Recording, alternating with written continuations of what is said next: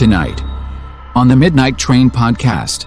From Dallas, Texas, the flash, apparently official, President Kennedy died at 1 p.m. Central Standard Time, 2 o'clock Eastern Standard Time, some 38 minutes ago.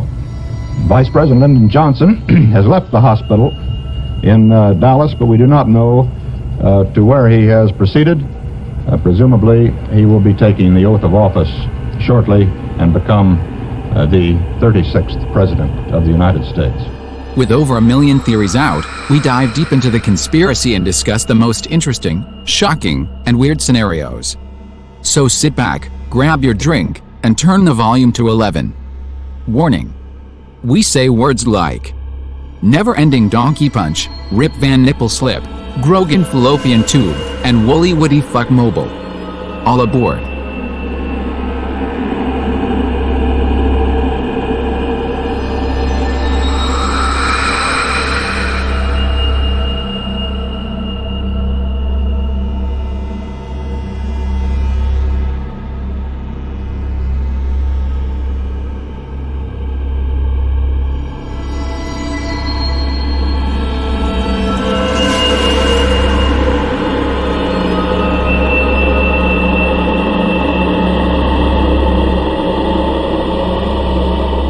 Hello, passengers. Welcome to Season 3, Episode 13, and the first episode back from the quarantine. Well, kind of, don't worry. We're all 6 feet apart, okay? And of course, we are the Midnight Train podcast, where we bring the dark to light. Now, what does that mean? Well, we make fun of and joke about creepy shit while bringing you as much information on each topic as possible. I am your host, the conductor of the cryptic, Jonathan Sayer, and with me is my co-host, the man who absolutely loves being quarantined, Mr. Jeff Butchko. How are you, sir? Hello. How's it going? I'm going to play the slow jam hits for you today. I wanted to do that. You sound really good. I've been thinking about that the whole time we're quarantined. I'm like, the first time we get on the mic again and it's, the good sound, I'm going to do like the DJ. And now the weather's about 70 degrees. The waves are rocking. This is a slow jam from 3 times 6. I don't know. This is a big deal. Dude, this is a huge How deal. many episodes? 6, I think? We did 6 episodes in quarantine. And, and listen, we want to apologize because going back and listening to the last one, even after editing, that was not any of our doing. That was unfortunately just using Discord, and we were all internet. We're at the mercy of the internet. Right. That's it. Like, we were all in our houses, and it sucked. So we do apologize, and maybe someday we'll go back and run a train on those particular topics again, just to make them better. We'll see. But of course, with us, and so happy to see this bearded motherfucker, is the purveyor of the paranormal and the guy who puts the wiener in Wiener Schnitzel, Mr. Moody. Woo! What's going on, fellas? How are you, bud? I'm fucking glad to be here. Right? Shit. Ain't that the fucking truth, man? No more sidekick phones and kids in the background screaming and dogs barking randomly. My Nokia's about had it. Yeah. So it's awesome, man. So how you been, brother? Yeah, got back to work, so we're doing that. That's good. It's good. Other than that, just it's kind of business as usual for me, really. That's awesome. Well, it's good to see you, man. It's good to see this guy. Like, he opened the door when I came over here. Our studio was actually in Jeff's house, if you guys weren't aware of that. And he opened up the door. And of course, I pull up and I'm pulling everything out. My arms are all full. And nobody's coming to the fucking door. So I'm like, Jefe, can you help me? Send him a text or whatever. So he comes to the door, and I was just like, dude, so happy to see another fucking human being. Someone I actually enjoy seeing. Right. You know what I mean? Yeah. God. So yeah. And what did I tell you? I slammed the door. I said, no Jehovah's Witness allowed. Yeah. He's standing there with the box in his arms like, what? Yeah. So listen, man, we are really glad to be back, and we really hope that the audio quality is going to be fucking way better than it was before. And we just appreciate you guys sticking with us. Hopefully you stuck with us during that whole thing. I don't know how many listeners we lost from that, but hopefully they come back, Did we have any to begin with is the question. Oh, there's a good crowd out there. Our group is bumping. Yeah, dude, like 2 or 3. It's fine. Oh, all right. We do it. We do it. I don't care if there's only one. We do it for that one person. But we know there's a lot of you guys out there. Yeah. And thank you guys so much. So you bunch of beautiful dark passengers, speaking of, know that we are just 3 goofballs and assholes that love history and cannot get enough of the mysterious. We want you guys to know seriously how much it means to us that you're listening to us right now. Your reviews and support really do make all the hard work worthwhile.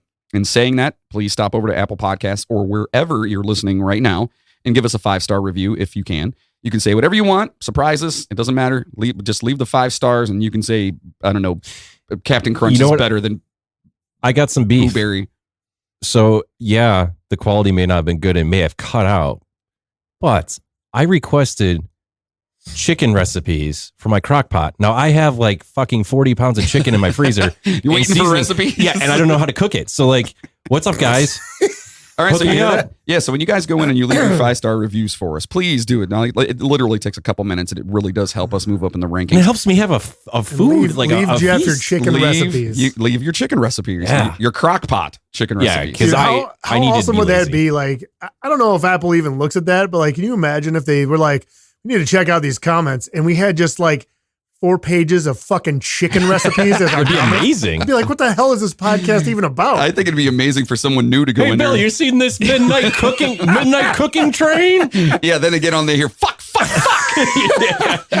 that chicken. Anyway, That could be your new segment, cooking with Jeff. there you go. Oh, And you guys can do that. That could be another segment. So you guys get on there, leave us a 5-star review. Please do that. And leave a chicken recipe for a crockpot chicken recipe for Jeff. yeah, make it easy. Right. And He doesn't know how to use None of the this crazy stove. shit like, oh, you need like a half a pound of cilantro sliced in quarters and fucking.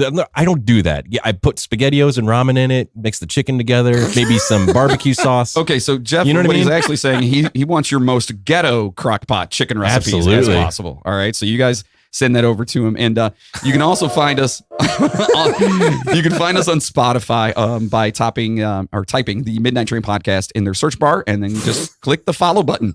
You'll get each episode as they're released. You can find us on Spotify and all kinds of other places. So I am gonna miss the gifts though. I have to bring that up. Yeah. So I'm thinking like once we get this situated, I'm gonna get the big screen going with just for gifts. Put them up there. I like and of it. course, I'm the one that can't I like see it. them, so I'm still going to be like, "What are you guys laughing at?" I'll move the screen. We'll put it in that corner. There where you go. We can all see Yeah, it. that'd be nice. Yeah. So, all right, we're so happy to be back. Let's turn on the lights, adjust our seats, grab a drink, and let's get spooky. But first, here is a toast to all of you.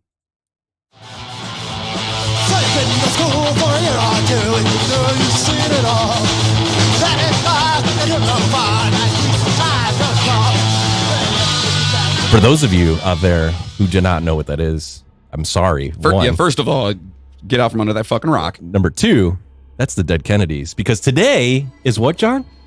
We are talking about the conspiracy theories behind the assassination of the one and only JFK, Mr. John Fitzgerald Kennedy. So, yeah, that was kind of fucked up, Jeff, not going to lie. Hey, I'm bringing dark to light, baby. All day long. That's awesome. All right, so listen now, this is another one, and I've been super busy, and I'm not trying to whatever, but I have been crazy busy, so Moody has taken over on this one as well and done all the research and the writing on it. And again, like last episode, I thought that's why I really hated that the sound quality sucked on that, because the information and the way you did it was awesome. I loved it, man. Seriously, like reading it and whatever.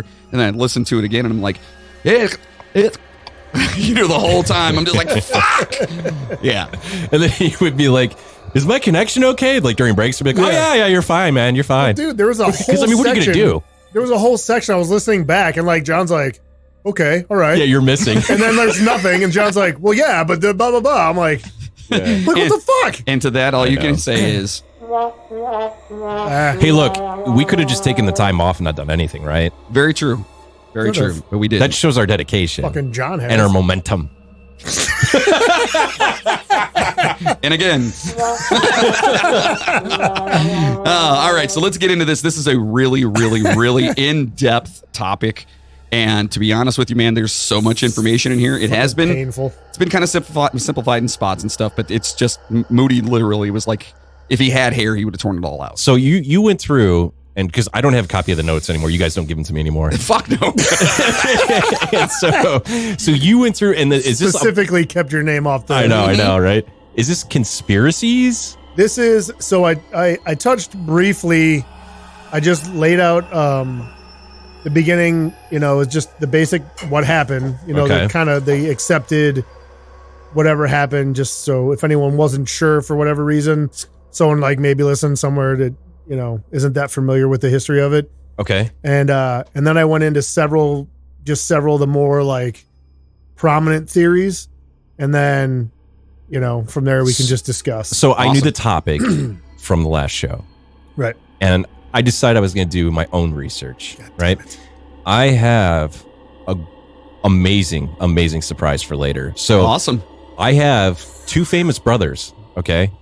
I'm not going to say who it is yet, but two famous brothers. I actually have a theory. If you guys could that only they see our provided me faces. with that I will play for when we get to the theories later. But this is like groundbreaking stuff that I don't think CNN doesn't even know. Like nobody knows about this. One of these days, Jeff is going to have a legitimate thought. And we're not going to believe And him. we're not going to fucking believe it. It's legit. And he's going to be trying to convince All right. us, and we're just going to be like, yeah. So this one's legit, he's saying. Oh yeah. Okay. It's legit. All right. Sure it is. So let's get It into is. this, You guys are going to be man. like, what? It's going to be awesome. This is the conspiracy theories behind JFK. So every generation has that one, where were you when that happened moment? Well, Corona. Right.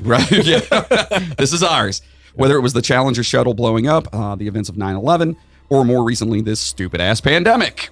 Well, perhaps the greatest example of this in modern American history is the assassination of John Fitzgerald Kennedy.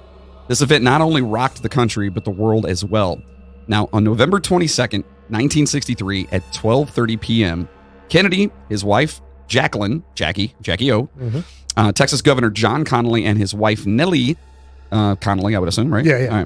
All right. Rode in a presidential limousine through Dealey Plaza in Dallas, Texas. Which we need to stop and describe, because we've gone over this with the Mandela effect. We thought the limousine was what, a 4-seater, and then Chris says, no, it's a 6. It had a middle row, It had a jump seat, like Yeah. a rumble seat. Yeah. and nobody remembers it that way. But Yeah. then they show it in the museum, and it has that middle row. Yeah, and it's yeah, like, It holy had fuck. the front seats, and then there was the back seat, and then it had the rumble seat in the back. Yeah. Right. Because So I just wanted to bring that up because Yeah, we yeah. went over that in the. Right. a lot of people don't remember that the governor and his wife were Yep. actually in the vehicle. You don't. Yep. Yeah, you don't like. We watch the video now, and it's still like, oh, okay. Well, I Yeah. guess that's where it is. Yeah. Yeah, it's pretty Yeah. freaking crazy. So the next few moments obviously would change everything. So the following is the widely accepted series of events. So the one that most people say, well, this is what happened. Okay, so we wanted to start off with that one just so if you aren't aware, and most of you probably are, what actually happened. Well, what is the perceived happening of that time? The official, right, the official. the Right. official word on what happened. Right. So keep in mind The Clinton theory. The official. Yeah, that's the air quotes, Right, the official right, right, version. Right. So now, keep in mind, due to time constraints, we've simplified many of the stories and events to their most basic. All right, so while we absolutely love the history and conspiracies behind this event, nobody wants to hear us ramble on for 7 fucking hours about anything. The rifle was aimed at 34 degrees northwest. Dude, What kind of rifle dude, was it? you talk about shit like that, you can find that shit. Oh, I know. Oh my god, it's insane. There's people that go like dive deep They had in that angles stuff. Like, of the wind was, entry, the wind, trajectory dude, of, yeah, the it's sunlight you couldn't see out of your fucking eye. ridiculous. Yeah. Yeah, it's dude. pretty convoluted for sure. So, former Marine Lee Harvey Oswald. Oswald? I said that weird. My mouth was like, nope. Nope. And the buttons are back. Yeah, the buttons are back, baby. So anyway, so Lee Harvey Oswald was holed up in a room at the Texas School Book Depository where he worked. I actually just found out today that a depository is where they actually take old books and destroy them, if I'm not mistaken.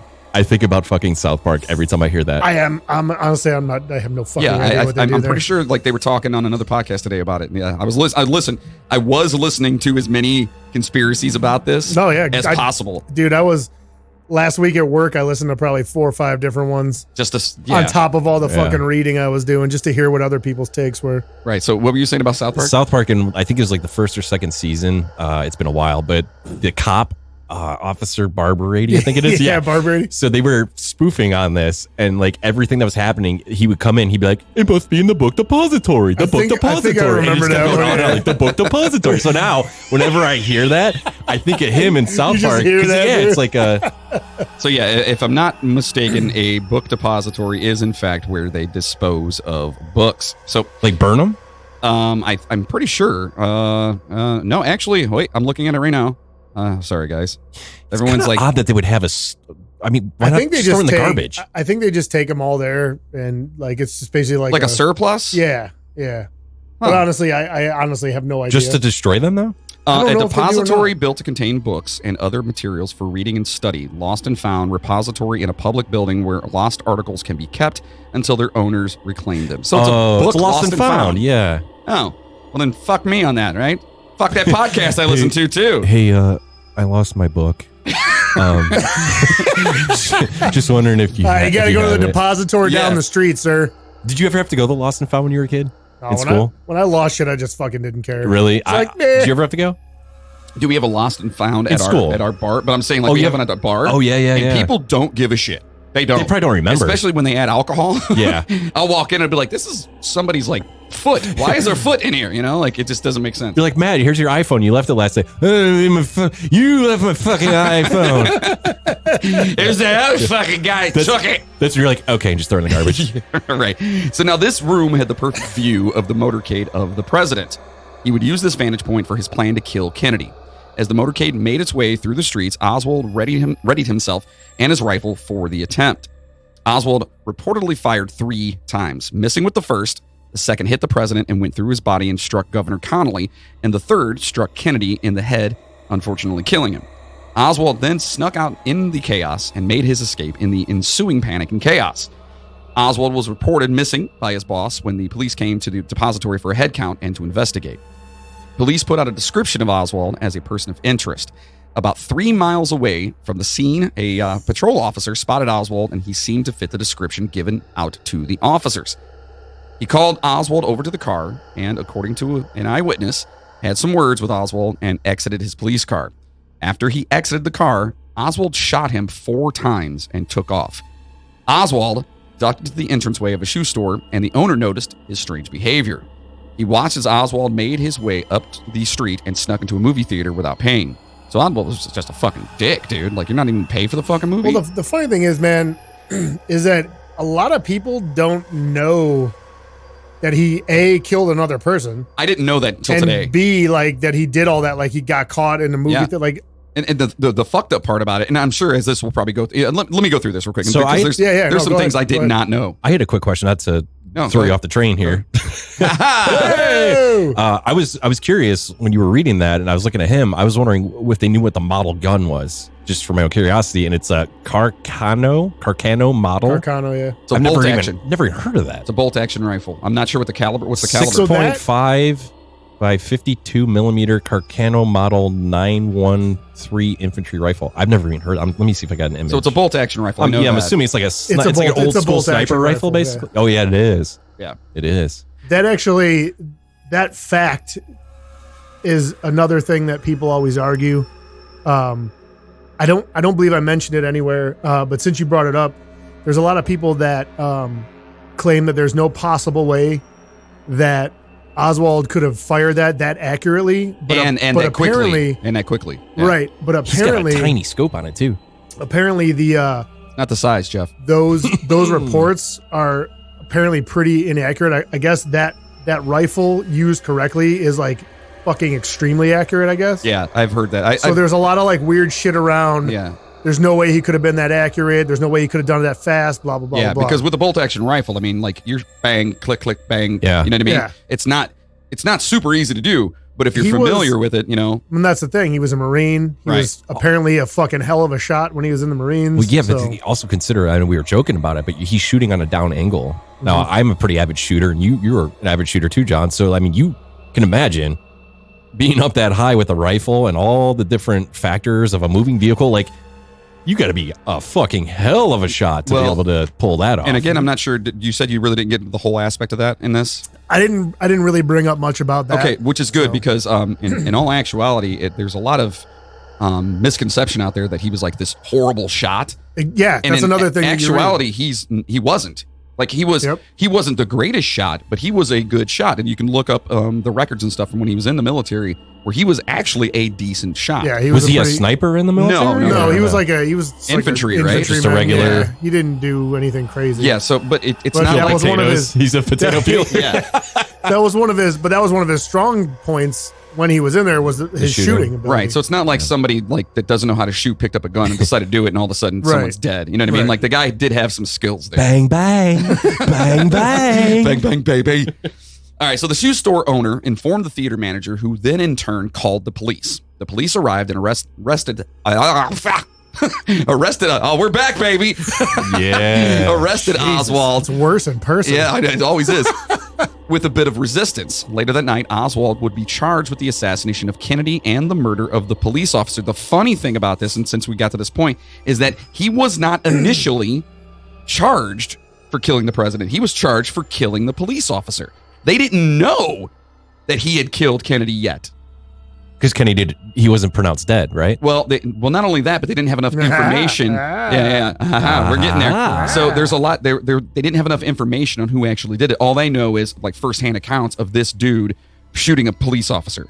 So they found him, and then all of a sudden, everything unraveled. That they even were really looking for him was the fact that when they went to the depository, they were talking to the manager.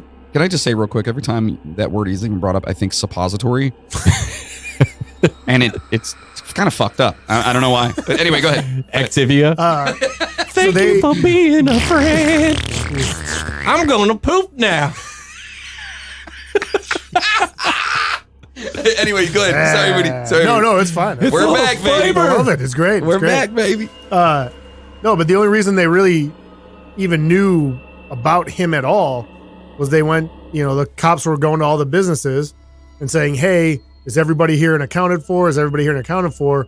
When they got everyone together, Oswald was gone, even though he had been there that day. Like he went in for work and all that kind of stuff because he worked there. Right. And so they were like, okay, this dude is someone we need to be on the lookout for because he was here, now he's gone. Right. I mean, and while all this was going on, threw up a red flag, right? And while all this was going on, they had a pretty good idea of the area that the shot came from, so that's why they were over there. And they did after they put out the description of him, they started searching around and they found the rifle and everything like that. Which, and listen, folks, this is going to be a hell of a fucking ride. This entire fucking episode is going to be a fucking hell because there's so much shit. There's so much. Like, all I keep thinking is, so if he, let's just say fucking either hid or did something with the gun or whatever and just played it cool and acted like he was never even fucking there, would he ever been charged with anything? He never would have killed the cop. Right. So like the red flag was, oh shit, I worked there, I'm not there now. They're like, well, this guy is now a person of interest. That's like he wanted to be caught. Yeah. Oh, see? So again, well, basically they make it sound like he just like, it was one of those like it happened and then he was like, oh, fuck, I just shot at the president. What the fuck? And you think he was like a schizophrenic kind of like, well, not necessarily that. Just the fact that like the gravity of the situation like came to him, and they basically like he kind of shoved the rifle like behind a bookshelf basically, and just kind of fucking, well, I'm gonna get the fuck out of here. We'll get back to this creepy story right after this. And now back to the show. So we're talking about Lee Harvey here, and we just got into this whole fucking thing here talking about him and all these different questions, and the last thing we were just discussing was how he was just a person of interest, and if maybe, and I asked the question, if he never left, would he have ever been, first of all, he probably never would have killed the cop and been charged or been looked after. You know what I mean? I don't know. There's a lot of stuff. Anyways, we got a lot of information to get through here. The funny thing about that is, real quick though, is when you start looking into all this stuff, there's so many little things that if like one little thing would have happened differently, it would have changed like the whole fucking course of all these events. Oh yeah, kind of like the movie Interstellar that everybody hates. Just want to say that. Christ. Okay. Moving on. I heard that was the worst movie of all time. You watch your mouth when you talk to me like that. I still haven't seen it, so I don't fucking know, dude. I haven't seen it, so I don't know. All right, so it's good. Oswald claimed that he didn't shoot anyone, and he was being used as a patsy. He would never get the opportunity to actually tell the world his story. On November 24th at 11:21 a.m., Oswald was being transferred to the county jail from the city jail. During his transfer and on live fucking television, Oswald was gunned down by a nightclub owner named Jack Ruby. Mr. Ruby. He's a mafia guy. That dude is a fucking hunk of shit. He's a turd. He's just, if you guys want to go down and Just look up any documentaries on Jack Ruby. I would say that could be an episode in itself. Yeah, That fucking guy, man. Absolutely. So Oswald was then taken to the same hospital that Kennedy was transported to days earlier and died from his wound at 1:07 p.m. Now, again, this is very basic, account of the events surrounding the assassination of JFK and the most widely accepted version of the tale, unless you're like us and refuse to accept the easy explanations, because that's what we're here for. So after the assassination, President Lyndon Johnson, not mistaken, that's Elephant Dick, right? Yes. Yeah, that's... And that dude is also a hunk of shit, by the way. Yeah, he's a piece of shit, for sure. How do you know that? How do I Dude, know that's that? the story. He's the guy that literally would fucking pull his dick out and be like, "This is why we're doing it." Right, he'd be like, "Hey, how's it going?" And he'd fuck go, you. and then you just hear, And people are angry about Trump? Yeah. Like, really? Different times, my friend. Different times. Okay, yeah. We'll go with that. Right. So he appointed the Warren Commission to investigate the assassination. It gathered information from the local police reports, the FBI reports, tons of witnesses, and other sources to complete their final report. The final report totaled 888 pages and was presented to President Johnson on September 24th, 1964, and was made public a couple days later. The commission found that Oswald acted alone in the assassination and that Ruby acted alone in killing Oswald. Mm-hmm. The findings have been variously criticized. Or did they? Or did they? And supported by the many, many, many studies that came later. While the report was meant to lay the events to rest and placate the public, it went on to cause more confusion and essentially father in the modern era of conspiracy thought in this country. So public opinion polls show that a majority of Americans believe that the assassination was a conspiracy of some sort to kill Kennedy. Gallup polls have also shown that only 20 to 30% of Americans believe Oswald acted alone. A former Los Angeles district attorney estimated that around 42 groups, 82 assassins, and 214 other people have been presented as the culprits in the many theories that were put forth. These include the FBI, CIA, U.S. military, Lyndon Johnson himself, Fidel fucking Castro, the KGB, and even the Mafia. So while looking at the various conspiracy theories, we've realized that to cover all the bases in depth and to the points, this would honestly this would be a 3 to 4 part mini series. You almost said diaper. I wrote it. I wrote it just like that on the page. Yeah, Nice. I'm reading it verbatim. It literally says "pa in there. I swear to God. So in lieu of what we're going to present, the theories in their basic forms, and discuss what we think. And our own theories, right? Yeah, sure. Yeah, Absolutely. I have one. You have one? Awesome. I'm sure you do. Well, my theory, my thinking of what actually happened. Do we want to do our theories now? It is. No, let's do it at the end. No. Let's do it at the end. Well, I'm Okay. just saying what I think happened is actually included in the theories in this. Okay. Awesome. And I'll let you know which one that is. Yeah, if mine comes up, I'll chime in. I'll Awesome. just say, yeah. It That's, probably won't because there was nothing involving two famous people and that, that's a side theory. That's not the one I believe in. Oh, okay. Right. That's just extra content I brought, as Good. It's like going to a party and bringing chips and dip, So I brought some chips and You dip to brought the some table. Chips and dip, yeah. Yeah. So now this should give you guys some information and a good place to start if you're interested in doing more in-depth research on your own, which we would definitely recommend. And with that, here we go. All right. Choo choo. Yes. There it is. So, first one here, the Federal Reserve theory. This theory hinges on the thought that Kennedy was trying to rein in the power of the Federal Reserve.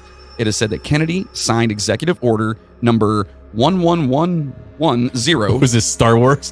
Execute. What is it? Code 7 or whatever the fuck it is.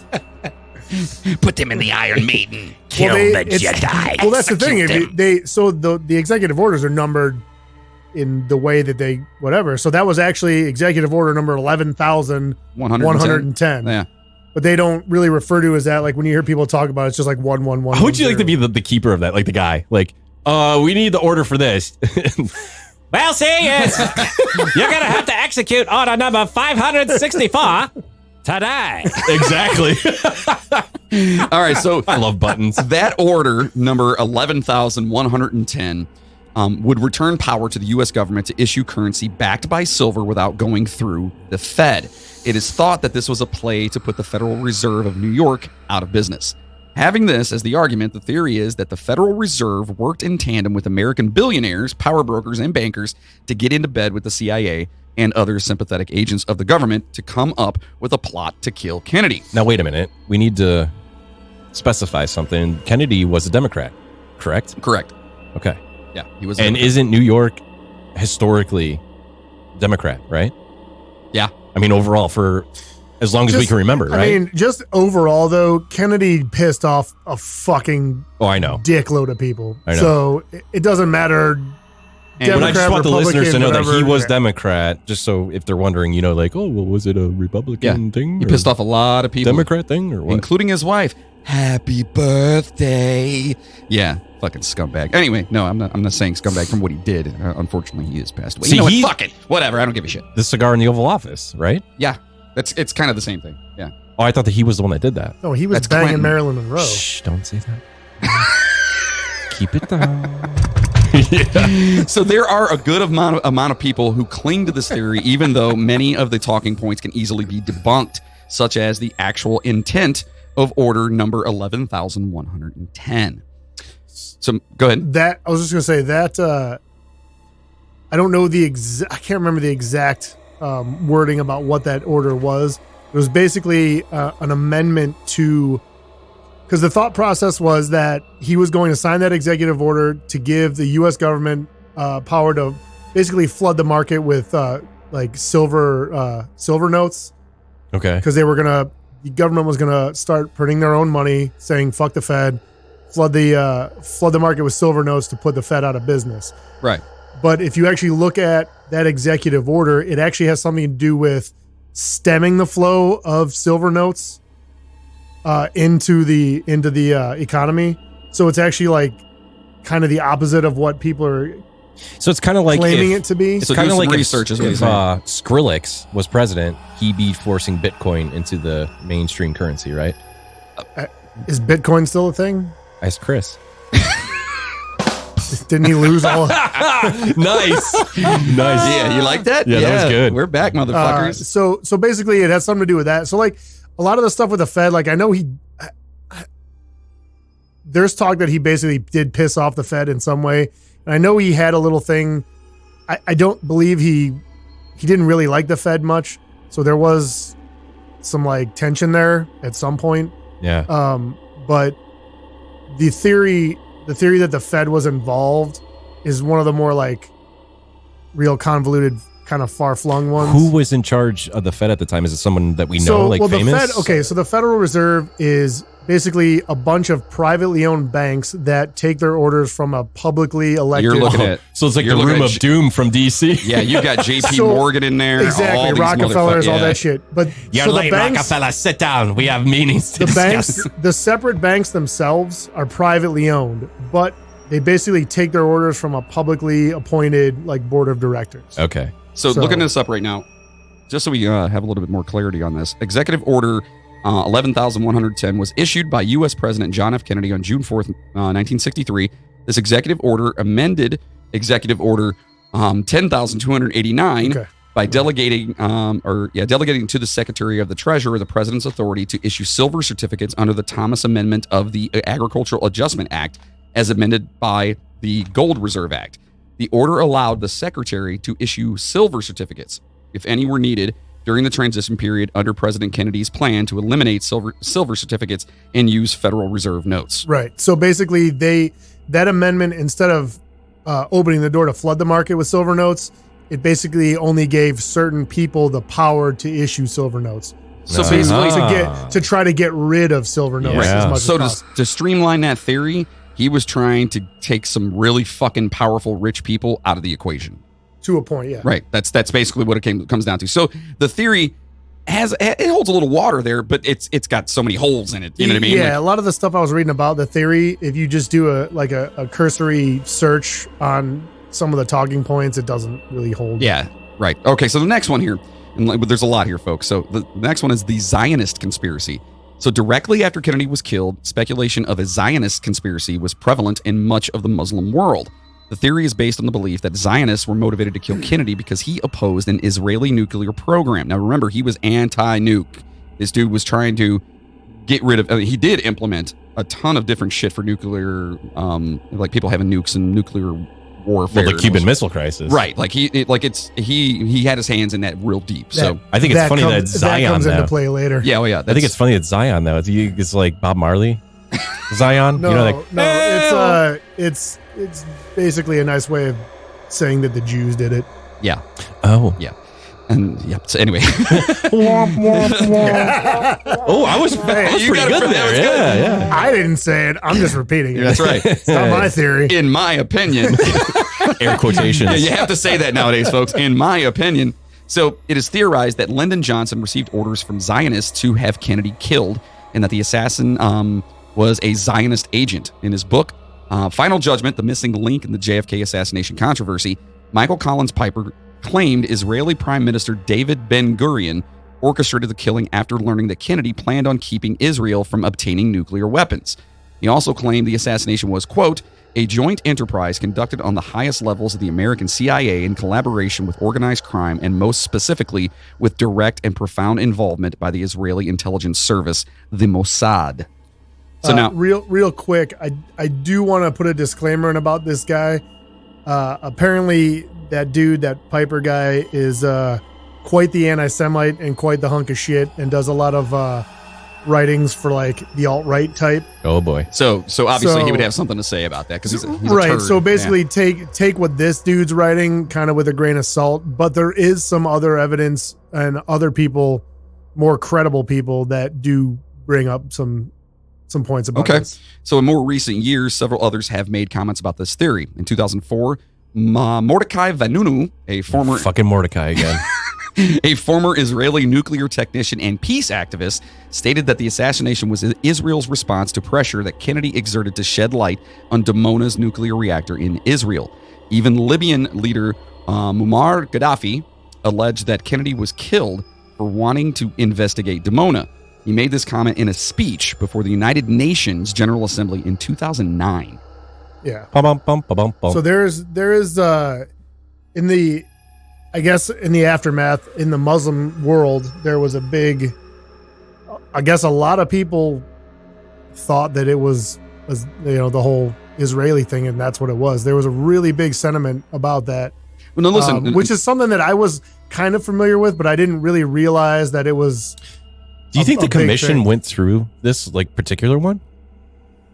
From what I can tell, the Warren Commission went through most of these Yeah. and basically were just like, yeah, fuck it, Right. nah, no. Do you think they had a And, dartboard on the wall and they were just like, Well, that's the one? the other thing that I read about the Warren Commission and that I've heard in other places is that basically the Warren Commission was put together and pretty much everybody on the Warren Commission didn't want to fucking be there. And I wouldn't want to be there. All the work that was done was basically given to lackeys and fucking Inept law assholes, students and Well, I mean, shit like that to put together and bring back to the Warren Commission. Yeah. So well, they think could about write it their for a report. second. Let's just say hypothetically that there were these conspiracies floating around, and all of a sudden you're there to try and shed light to find out what actually happened. Your life could technically be in danger. Sure. You know what I mean? Like, that's like signing up for shit that you don't want to fucking do. You know what I mean? Like, I don't want to fucking die. Plus, I know there was at least one, possibly two people on the Warren Commission that fucking hated Kennedy. Now, we have to So- keep reiterating here. A lot of people hated Kennedy. A lot. And as we're going through these, you guys will hear, a lot of people claim him to be the best president we've ever had. Pissed off a lot of He people. pissed off a fuck ton of people. So now, let's move on to the Soviets. The Soviets. Oh, he was talking. Hey, here we go. Yuri's back. He's talking Soviets. Hey, listen. So Oswald was a raging communist. He thought communism was the bee's knees. Oswald spent time in Russia trying to become a Russian citizen and renounce his own U.S. citizenship. So while in Russia, he said he could be an asset and tried to get in with the KGB and the big-time government officials in Moscow. Well, while the KGB and the Russian government didn't think Oswald had much to offer, they set him up with an apartment and a job at a radio factory in Minsk, although they denied his request for citizenship. While in Russia, he was being monitored by the KGB and people, the government planned to be his friends. Sorry, that was a weird little. I got you. That was a moody thing. So I got it. He essentially. Hold on. Why is it why is it a moody thing? You wrote it. Why it makes sense if you read it. Why is it a moody thing and not a John can't fucking read thing? Oh. We have job, to Moody. give him credit, Good though, job, Moody. Good because job, Moody. Good job. the texts lately have been spelled correctly. I have noticed that too. Right? The texts have been really good lately. When he first got his new phone, it was like, Dude, I'm we're like, telling what? you, it's because the autocorrect didn't know that I say dumb shit all the Did time. you just turn it off eventually? No, it finally learned that I say stupid shit. And, Oh, you had So to listen, adapt to him. I actually created a meme specifically for Moody. Anytime he like screwed up on a fucking like a text or whatever, and it's Bill Cosby, and that sucks. But Bill Cosby looking really puzzled, and it just says anytime Moody types anything, and I send it all the time. pudding Yeah. cups. So, anyway, as we get getting back into this, Mr. Huxtable. Jesus, he essentially led a life built and run by the Soviets to a point. While in Minsk, he met his future wife. They had a child. Yeah. She was probably Russian. Hey, you think she was? Still a better love story than Sugar Butt and Sugar Balls. Just want to throw that out. Anyway, so they had a child, and after being there for a while and becoming disenfranchised with the actuality of communism in Russia, he moved home with his wife and their infant child. These are pretty much the basic facts as we know them. While there is more time of his time in Russia, the basics are all that you really need to hear right now. It's like the basic story of it, all right? Just to lay it all out. So while the Warren Commission found there to be no evidence of Soviet involvement in the assassination, there are those who cling to the theory that the assassination was carried out under the guidance of Nikita Khrushchev in retaliation for the humiliation of having to back down from the Cuban Missile Crisis. There it is, Cuban Missile Crisis, right. Among the points in this theory is the thought that Oswald was sent to Russia on an intelligence mission as part of a program the U.S. was running in the late 50s and 60s. There are differing opinions on how much the KGB actually valued Oswald, but this theory speculates that the Soviets ultimately programmed Oswald to carry out the killing. Later, a Soviet bloc intelligence defector claimed, quote, among the leaders of Moscow's satellite intelligence service, there was a unanimous agreement that the KGB had been involved in the assassination of President Kennedy, end quote. Personally, I think if it was the Russians... Bad. It's not bad. Thank you. Fucking awesome. Personally, Usually your Russian evolves into like a Middle Eastern thing, but you kept it up that whole time. That's quarantine, dude. I've been sitting in the mirror like... Has your walking got better? Let's not. So actually, personally, I think if it were the Russians, they would probably send Ivan Drago over to break him. I would break you. If you guys don't know who that is. Or the Arnold ripoff from Stranger Things, right? Yeah, right. He was in what was it? Rocky IV. IV, Rocky 4. Ivan Drago. It always comes back to the fucking Roman I numerals, must dude. break you. All right. Well, who was the girl that, what was it, Brigitte Nielsen? Brigitte Nielsen? She dated Flavor Flav. She's a fucking train wreck, dude. She dated Sylvester Stallone for a long time, For a little too. while, yeah. Like she was in Cobra. Yeah. Remember Cobra? That badass car? It was fucking... Dude, if you guys get a chance, go watch Cobra. That was fucking amazing. Sylvester Stallone. Oh, The so black awesome. gloves. Yeah. Driving gloves. Yeah, he's got that car and he's just killing everybody. Fucking love it. We'll get back to this creepy story right after this. And now, back to the show.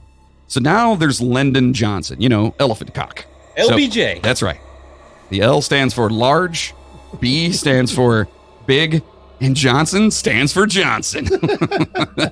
So a 2003 Gallup poll indicated that nearly 20% of Americans suspected Lyndon Johnson of being involved in the assassination of Kennedy. People subscribing to this theory believe that Johnson disliked Kennedy due to the heated race the two had run for the nomination for president.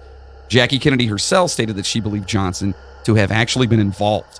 The first published allegation that Johnson perpetrated the assassination of Kennedy appeared in Penn Jones Jr.'s book, Forgive My Grief, self-published in May of 1966. In the book, Jones shows parts of a letter penned by good old Jack Ruby, accusing LBJ of being behind the assassination. that motherfucker. In a different book called The Dark Side of Lyndon Baines Johnson. Oh, no, it's Baines. It's large, big Johnson. That's it, right? Yeah. I keep thinking of like fucking Austin Powers. Like, sir, it's a big Johnson. Do you have the papers? It keeps going.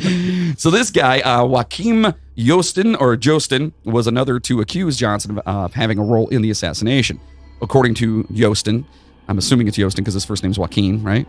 Or is it, wait, hold on. Joachim Jostin. That sounds better. Okay. So anyway, he said Johnson played the leading part in a conspiracy that involved the, quote, Dallas Oligarchy? Oligarchy. What the fuck is that word? What the fuck? I don't. You're looking at me. I don't even know what that is. Is that like a chupacabra? I'm not even gonna. We'll get back to it. Not even gonna entertain this anymore. I'm going home. That and the local branches, the CIA, the FBI, and the Secret Service, end quote. Others who have indicated that there was complicity on the part of Johnson include Jim Mars, Ralph D. Thomas, J. Gary Shaw, Larry Harris, Walt Brown, Noel Twyman, Bar McClellan, Craig Zerbel, Philip F. Nelson, and Madeline Brown. Fucking Bar McClellan, dude. Yeah. That guy could bar fight, let me tell you. So anyway, check out some of those folks' writing if you're interested in exploring the theory more in depth, because these people are they're people that they're well renowned. Well, they're known proponents of this theory that have written and talked about that. So look those up. So the fact that JFK was seriously considering dropping Johnson from the ticket in favor of North Carolina Governor Terry Sanford should Kennedy run in 1964 has been cited as a possible motive for Johnson's complicity in the assassination. Now, again, let's go back to this. If you guys want to do some research, and maybe we'll just run a train on fucking LBJ himself. Guy was kind of a shithead. Look. LBJ runs a train on you. You don't run a train on LBJ, all right? That's all I'm going to say about that. Yes, that is very true. Nice. So Evelyn Lincoln, Kennedy's personal secretary, wrote about a conversation she'd had with Kennedy. She wrote the following passage in her book, quote, "As Mr. Kennedy sat in the rocker in my office, his head resting on its back, he placed his left leg across his right knee. He pulled a cigar out. And Wrong president. Oh, yeah. Wrong president. My bad. Yeah, sorry. He rocked slightly as he talked. In a slow, pensive voice, he said to me, quote, "You know, if I'm reelected in 64, I'm going to spend more and more time toward making government service an honorable career. I would like to tailor the executive and legislative branches of government so that they can keep up with the tremendous strides and progress being made in other fields. I'm going to advocate changing some of the outmoded rules and regulations in the Congress, such as the seniority rule. To do this, I will need as a running mate in 64 a man who believes as I do." Mrs. Lincoln went on to write, quote, "I was fascinated by this conversation and wrote it down verbatim in my diary. Now I asked, quote, 'Who is your choice as a running mate?' He looked straight ahead and without hesitating, he replied, 'At this time, I am thinking about Governor Terry Sanford of North Carolina, but it will not be Lyndon,' end quote." So, I mean, think about it. This guy's a turd. The president's about to fucking dump your ass for the next election. And, you know, his waters run deep. There's all kinds of shit with him too about like after it happened, basically it like after he was killed, Johnson like acted like he gave two shits about it. They swore him in on the plane next to the fucking coffin with JFK's body in it, shit like that, like all this stuff. Basically, like he was glad to be rid of him, is the way it seemed. So yeah. And again, like maybe we'll run a train on him sometime down the line because the guy was kind of a shithead. But anyway, in the 2003 book Blood, Money, and Power, Bar McClellan, hey, we mentioned him a minute ago. He's a good bar fighter. He is a bar fighter. Yeah. Claims that Johnson, motivated by the fear of being dropped from the Kennedy ticket in 1964 and the need to cover up various scandals, masterminded Kennedy's assassination with the help of his friend, Austin attorney Edward A. Clark. The book suggests... God. I'm doing it to myself, folks. You know what I want to get? I want to get the Roadrunner that goes... So every time you do that... Yeah. Oh, Jesus. So the book suggests that a smudged partial fingerprint from the sniper's nest likely belonged to Johnson's associate Malcolm Mac Wallace, and that Mac Wallace was, therefore, on the 6th floor of the depository at the time of the shooting. The book further claims that the killing of Kennedy was paid for by oil magnates, including Clint Murchison and H.L. Hunt. McClellan states that the assassination of Kennedy allowed the oil depletion allowance to be kept at 27.5%. It remained unchanged during the Johnson presidency. According to McClellan, this resulted in saving over $100 million to the American oil industry. Fucking oil companies, dude. Yeah. Now, see, it's one of those things where you're like, so yeah. This is what I'm talking about when like you get into like a certain theory and then you get to a point where it's just like gets to a point and then it just like fucking does this. Yeah, it branches out and it gets like super convoluted and they start talking about like these random people, and you're like, who the fuck is this guy now? Yeah. Right. You know what I mean? There's It's so like- many things, man. so- It gets really fucking You can crazy. start with it starts with like the simplest, like LBJ fucking hated him, and then it ends up with like Oil. some fucking oil tycoon. Like it's ridiculous, man. And it wouldn't be the first nor last time that the big oil or big pharma or big anything has killed anyone. Just saying. You know, why haven't they gone after our boy Elon? He's doing a pretty good job of self-destructing right now. I'm loving it, I don't know dude. if you've been following it at all. Absolutely. I'm loving it. I laugh and I smile and I'm like, you know what? Life's not so bad. Jesus Christ. So Madeline Brown, who claimed to be Johnson's mistress, also implicated him in the conspiracy to have Kennedy Misfire. We got a little misfire there. I need to take my activity off. So she also implicated him in the conspiracy to have Kennedy killed. In 1997, Brown said that Johnson, along with H.L. Hunt, had begun planning Kennedy's demise as early as 1960. Brown claimed that by its fruition in 1963, the conspiracy involved dozens of persons, including the leadership of the FBI and the mafia, as well as prominent politicians and journalists. She claims that Johnson was at a gathering of many of his co-conspirators and allegedly told one of them that the Kennedys wouldn't embarrass him anymore and that it was not a threat. It was a promise. Oh. Yeah, this motherfucker's got balls. Dems is fighting words. He's got balls of steel. So there is also a report that when Oswald was shot and in the hospital, Johnson called and demanded they get a deathbed confession out of Oswald. Former CIA agent and Watergate figure E. Howard Hunt accused Johnson, along with several CIA agents whom he actually named, of complicity in the assassination in his autobiography, American Spy, My Secret History in the CIA, Watergate, and Beyond. Referencing that section of the book, Tim Weiner of the New Poor York... bastard. Wiener! Get in the shower! Gym class is over, Wiener. Now he puts the wiener in Wiener Schnitzel. Hey-o. Yeah. Do you take Wiener to be your... Nope. Nope. I ain't taking his wiener. So anyway, Tim Weiner of the New York Times and Joseph C. Goulden of the Washington Times called into question the validity of the charges, and William F. Buckley Jr., who wrote the foreword, said material, quote, was clearly ghost-ridden. A deathbed confession from Hunt claiming intimate knowledge of the conspiracy was released by his sons, but was met with much skepticism. In 1984, convicted swindler Billy Sol Estes made statements to a grand jury in Texas indicating that he had, quote, inside knowledge that implicated Johnson in the death of Kennedy and others. I would totally do that, by the way. Like, if I was on my deathbed and it wasn't real or not, just to fuck with my family, I'd be like, come here. I have inside information. I know who shot JFK. They'd be like, oh my God, Grandpa, you knew who it was. The funny thing about that is, if you think about it, go back to the DB Cooper shit. There was like 3 of those people claimed it on their deathbed. Absolutely. Yeah. Absolutely. And the fucked up thing is, legally, if somebody admits to this is why the whole Lyndon Johnson trying to get a deathbed confession thing, because if somebody admits to, like, say there was like an unsolved murder and you were on your deathbed, you were like, I fucking killed this guy.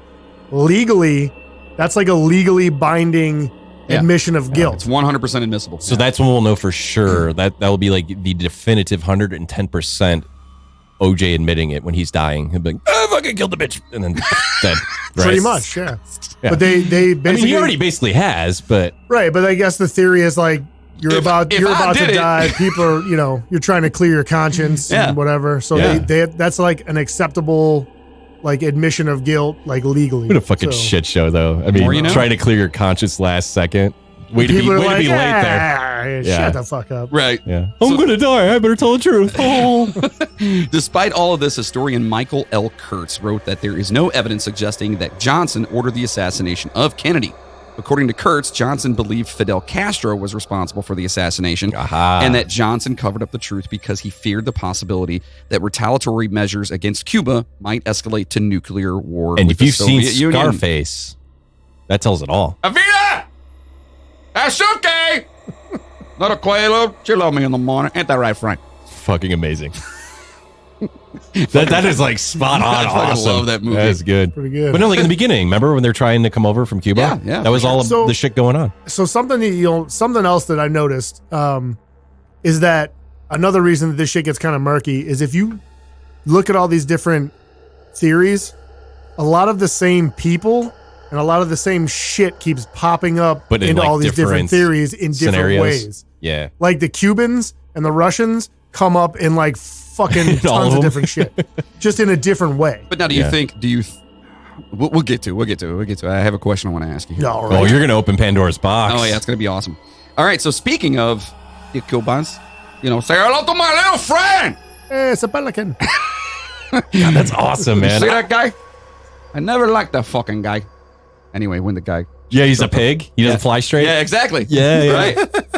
So the Cuban government conspiracy. Now this one is kind of where I lean towards. Oh, this is yours? I'm not going to say it's mine, but I definitely. Okay. So in its report, the Warren Commission stated that it had investigated, quote, dozens of allegations of a conspiratorial contact between Oswald and agents of the Cuban government, end quote, and had found no evidence of Cuban involvement in the assassination of President Kennedy. The House Select Committee on Assassinations also wrote, quote, the committee. Sorry, folks. If you guys don't know, I drink a lot when I'm on here, and I'm 5 beers deep right now, baby. Let's go. That's actually 4. Yeah, I threw one away. I don't believe you. The bottle. Yeah. I don't believe I you. threw one away. Anyway, so the House. Or did you? So they say the committee believes, on the basis of the evidence available to it, that the Cuban government was not involved in the assassination of President Kennedy, right? There are some Chris Erminskys out there that still allege that Fidel Castro ordered the assassination of Kennedy. Speaking of, and I'm sorry I'm interrupting you so Can I much. just get the fucking words out? I have to. This is like breaking news. So while you're doing this, I'm trying to look up that Roadrunner sound because I really want that effect. That blah, blah, blah, blah, you know what I mean? I'm looking this up, and there's already the first thing in Google, Mandela effect. Does the Roadrunner really say meep meep or beep beep? He goes, meep, meep, No, it's trademarked beep, beep, beep beep. beep, beep. It seems weird doing Yeah, it that way. it doesn't Right? sound like that. Yeah. I didn't mean to interrupt. I just had to bring that up because I was like, what the fuck? Like, that's weird. That is And you weird. mentioned Chris. I'm like, oh, well, here. So We love Chris, man. So anyway, like we said, there are some of our buddy Chris. I'd like to get his fucking theory on this. We should do that. We should oh absolutely. god, do yeah. that. Can we get him as a guest? Absolutely. Good. Yeah, Absolutely. That'd be a good one. He's the guy. Do you think the guy. he'll show up with a trench coat this time and like it's like almost summer or spring, whatever? He'll have a sock hat Glasses, and like yeah. Looking like the fucking Unabomber and shit. Chris, what's going on? Hey, I think they how's it followed going? me here. Yeah. So I some drove people, by your house 4 times trying to lose them. Can you turn the lights off, please? some people do still believe that Fidel Castro ordered the assassination of Kennedy in retaliation for the CIA's previous attempts to assassinate him. Aha. So now, in the early 1960s, Claire Booth Lucci? I'm going to say I Lucci. think it's Luce. Okay.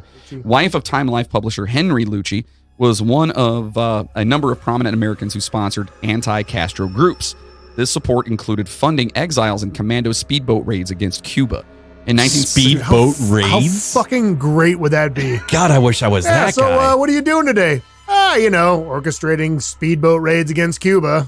Okay. Holy what are you doing? Sweet. I gotta head back to the Dude, gas I would station. totally be flying around blasting Foreigner, of like shooting a machine gun in the air, like hot-blooded, chicken to see. You know what I mean? It'd be badass. I mean, it was 1960s. Yeah, so I was gonna say, I don't think that Foreigner was out yet. Oh yeah, what could we do in the 60s? Yellow Submarine. Ugh. That would be awesome. Why would you want Yellow In the Submarine? town and See, Creedence Clearwater would have been out back then. Yeah, but that's been done in Vietnam. Yeah, but Creedence would be awesome to pump It that just shit and depends. fucking. Depends on when in the 60s. Wait. If you were on a pier, right, or a little island, and off in the distance you see this fucking boat like just barreling at you, and you hear Yellow Submarine, and then you got shot. That's fucking epic, dude. Like, that's a way to go. I think what would happen is be more like, ooh, what the fuck is that? I never liked Ringo. I wrote a song. Jesus Christ. We're back, bitches. Oh my God. So now, Jesus. In 1975, Claire Lucci said that on the night of the assassination, she received a call from a member of a commando group she had sponsored. According to Lucci, the caller claimed he was calling from New Orleans and his name was something like Julio Fernandez. I feel like they could have obviously come up with a better It's a baseball Spanish player, name. I think, right? So my name Jefe. So real quick, New Orleans is another thing that comes up a lot because he spent a lot of time in New Orleans. There's a whole nother theory just about the time he spent in New Orleans, which I didn't get into because fuck that. But New Orleans is another It's a hot spot, right? that pops up in a lot of these different theories because of the amount of time he spent down there. And he did a lot of work like Gathering beads. advocating for Cuba and like doing like communist activities and trying to get into groups and shit like that. So that's another thing that pops up into a lot of these theories. Huh. So according to Lucia, Fernandez told her that Oswald had approached his group with an offer to help assassinate Castro. Fernandez further claimed that he and his associates eventually found out that Oswald was a communist and a supporter of Castro. He said that with this newfound knowledge, his group kept a close watch on Oswald until Oswald suddenly came into money and went to Mexico City and then Dallas. Finally, according to Luce, Fernandez told her, quote, "There is a Cuban communist assassination team at large, and Oswald was their hired gun," end quote. Lucy said that she told the caller to give his information to the FBI. She also gave the info to the church committee, who investigated and found no evidence to corroborate this. In May 1967, CIA Director Richard Helms, another great guy, told President... Dick Helms. Yeah. He told President Lyndon Johnson that the CIA had tried to assassinate Castro. Helms further stated that the CIA had employed members of the mafia in this effort and, quote, that CIA plots to assassinate Fidel Castro dated back to August of 1960 to the Eisenhower administration. Helms also said that the plots against Castro continued into the Kennedy administration, and the Attorney General Robert Kennedy had known about both the plots and the mafia's involvement.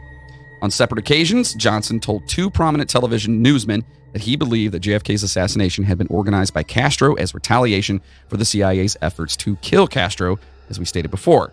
Now, in 1977, Castro was interviewed by newsman Bill Moyers. Castro denied any involvement in Kennedy's death, saying, quote, I'm not going to do it. Do it! Do it! There were people in the American government who thought Kennedy was traitor because he didn't invade Cuba. He's a cholo now? Yeah, isn't he? He was standing next to his lowrider while he was giving the interview. That he didn't invade Cuba when he had the chance. When they were asking him, he was never forgiven for that. Do it like walking. We want walking Castro. There were people in the American government who thought Kennedy was a traitor because he didn't invade Cuba when he had the chance. When they were asking him. And he was never forgiven for that. It's fucking gold right there, man. I'm so proud. The next two sections here, we've actually taken from Wikipedia, and yeah, we know all about it. Yeah. But in doing the research on these two sections, I found them to be somewhat convoluted and with many twists and turns. So we've decided that these sections are a little bit better described through the following passages from Wikipedia than I could have done in the time frame that I had. And he's obviously talking about himself. Third person? Yeah, That was third person there. When Moody writes notes, Moody knows how. I'm just not. Oh. You're just not what? No, that's cool. I'm just not used to getting credit for shit. So. I always just assume, I made always it do. easy for you to read. That's all. Right, absolutely. We'll get back to this creepy story right after this. This episode of the Midnight Train podcast is sponsored by Voodoo Vodka. 20 times distilled, made from pure cane sugar and handcrafted right here in Ohio. Vodka can be smooth, and Voodoo proves it. Drink it straight, chilled, or in your favorite mixed drink. Ask for it wherever you buy your favorite liquors, or head over to voodoo.com and subscribe to their mailing list. While you're there, pick up some Voodoo merchandise and use the promo code Midnight Train Podcast, all one word, to get 10% off your entire order. That's Voodoo, VOUDOUX.com. Promo code Midnight Train Podcast for 10% off. And you can now buy this delicious vodka online. So order some today and drink with us whenever you listen to the show. Voodoo Vodka, it's magic. And now, back to the show. So I just wanted to briefly mention, we just did our sponsor spot with Voodoo. Those guys are doing amazing things. And if you're not familiar with the listeners here, They have supplied so much freaking sanitizer. I think they stopped production on their vodka, did they? Yeah. Or No, at they least were- No, they're using. They're still using. They're They're still making using vodka. like the leftover It's and all like the- the extra So the when stuff it- they can't use. For those of you that don't understand, or not understand, but don't know about the distilling process, you have 3 different parts. You have the head, the heart, and the tail. The head and the tail are typically, you can't drink it. It's shit you'll go blind Right. from. Right. So that's what they're using to mix down in order to be, what is it, 70% alcohol? 80 something. Whatever it I is, think that 80 it something, can kill yeah. the shit off. And then they're bottling these, and they're luckily they're having people donate empty bottles. If I'm not mistaken, this was probably a week and a half ago. They've given away over 20,000 bottles. it's awesome. And there's pictures of like hospitals with all the nurses holding them up and like saying Yeah, thank it's you. awesome. Like, Yeah. And that's not vodka. I'm not talking about vodka. I'm talking about the I'm sure they'd be doing. I'm sure they'd be just Right. as happy with that. yeah. So no, they're actually they're doing what the hell is it called, the antiseptic spray or Sanitizer. whatever. Sanitizer. Yeah, there you yeah. go. God, my brain was like, that word doesn't work. need that Roadrunner. Yeah. But I guess full circle to get to my point is, here's the thing, guys. Like, if you can't get the alcohol because of rules and regulations, go on there, use our promo code, and get like a kick-ass. They have really cool clothing. So Yeah. get like a Yeah, shirt or a absolutely. hoodie or a hat. Yeah. Support those guys because, man, they're supporting all of us. In which, speaking of all the merch and stuff they have, that's actually all their merch is designed by Brad, who is one of the guys who actually do the vodka. Like Yep. it's Brad and Right, Ken, so right. Brad designs this stuff too. So you're really helping out. First of all, it's 2 guys, and they're making delicious vodka. In fact, I had a Bloody Mary this Sunday, I think. I was hungover from Saturday, and imagine that, quarantine. Anyway, so I went in and I didn't know it, but our bartender Taylor, she made me, and she makes really great. I saw the pictures, by the way, the yeah. breakfast pictures. Oh, Like, yeah, oh man, dude, I'm we're hungry. doing specialty breakfast and everything else. Yeah, so she made me this Bloody Mary, and I didn't know it. I was like, wow, that's like one of the best ones you've ever made me. She's like, oh, I put voodoo in there. And I was like, all right. So yeah, it was kind of awesome. So yeah, to the guys at Voodoo, man, Ken and Brad are fucking killing it, and please support them, promote them. Yeah, go get a shirt or a hat. Like it means a lot, to them, to us, and it looks cool. Like you're gonna wear it, and people are gonna be like, "Whoa, that's sweet. Where'd you get that?" But dude, they're doing something fucking awesome. You know what I mean? Exactly. And they jumped on it right when it fucking happened. It wasn't like, oh, these other guys. They seriously were one of the first ones I heard around here Yep. doing it. Yeah. So kudos to those guys.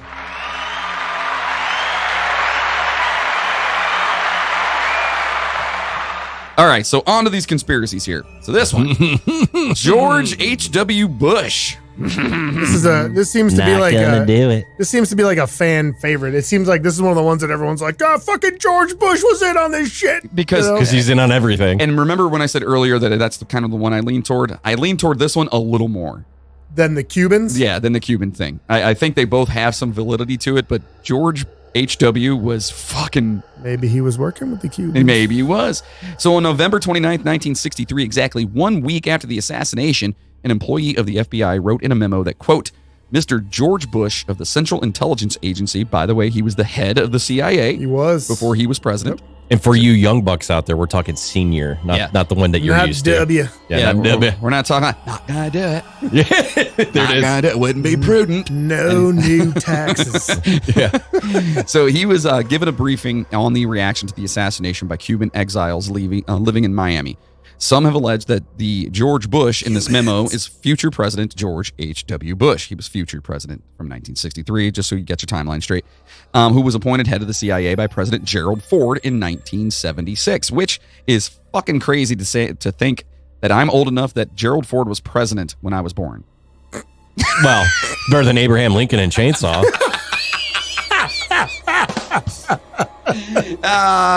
Dude, I heard Chainsaw told me that he was at the theater that night I know. that Lincoln got shot. He was performing Candy on stage. See, he didn't tell me that. He just Candy. I have no doubt. So 13 years after the assassination, that's when Gerald Ford appointed him that. So during God, we gotta get the gift screen up again, man. That was like, get that cranking. So during Bush's presidential campaign in 1988, the memo resurfaced, prompting the CIA to claim that the memo was referring to an employee named George Williams Bush. George? George. George, hey George, come on over here, George. We got something to talk to you about. George. What's wrong, George? You CIA now?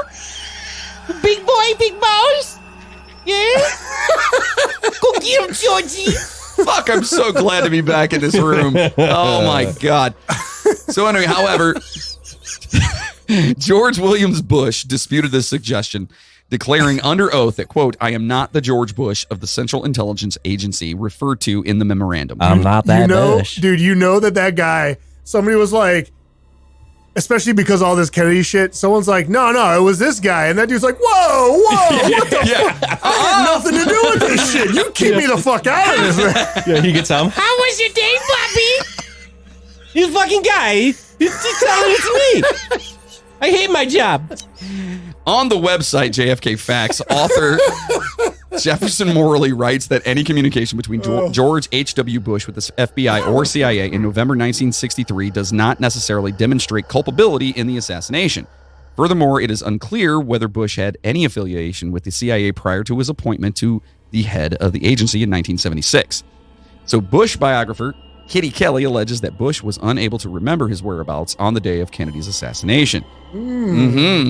Despite the fact that the information is known. Oh, that's weird. It's like one of the biggest thing that's ever happened to our country. I know, right? I don't know where I was. Do you remember back at the beginning when we said that every generation has that "Where were you" moment?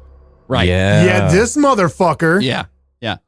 Conveniently. Right. Doesn't remember. I know where he was. He's like, I have no fucking idea. He was beta testing Activia, and he was on the toilet all fucking night. Back in the 60s? Yeah. They're like, they've been working on Activia since the 60s. Sir, we have it. We're gonna get all that shit out of your colon. Literally, just eat it. It's like pudding. But back then, it was nothing but a big bar of laxative. Yeah. You had to chew on it, you know, like it's like chewing tobacco. And he's oh dear God.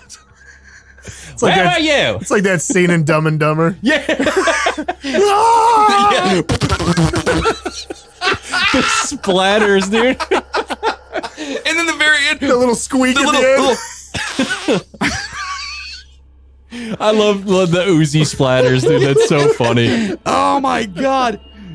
So again, I hope you guys aren't eating while you're listening. So the day of the assassination, Bush flew to Tyler, Texas to make an appearance ahead of his upcoming campaign for the U.S. Senate in 1964 and spoke to the FBI about a local who had threatened Kennedy. The previous day, Bush had been in Dallas to speak at an oil industry meeting. But he forgot where the fuck he was the next day. Mm-hmm. He had no idea where the fuck he was, right? So the previous day, anyway, he was there with these freaking oil guys. See, it's all oil. Fucking oil guys. Always comes back to the oil guys. I'm telling you, dude. Morley has suggested the Moody's getting heated. Yeah. So Morley has suggested the possibility that Bush's report to the FBI was a cover story, but cautioned that, quote, speculation, however plausible, isn't evidence, unquote, and that Kelly is, quote, not the most reliable of sources, end quote. So basically, it's like, fuck that bitch. That's exactly what they would say. Yeah, that's what they want you to think. So supporters of the Bush theory have frequently presented photographic evidence of a man resembling Bush in Dealey Plaza at the time of the assassination. However, Morley argues this evidence is weak, as no comparative measurements of the two men's facial features has been made. Bush was already an announced Senate candidate for several months by the time of the assassination and thus had received much press attention, and no eyewitnesses have publicly recalled seeing Bush at the scene, though his opponent, incumbent Senator Ralph Yarborough, passed by in the presidential motorcade. In September 1976, holy fucking last name, George de Morenschit.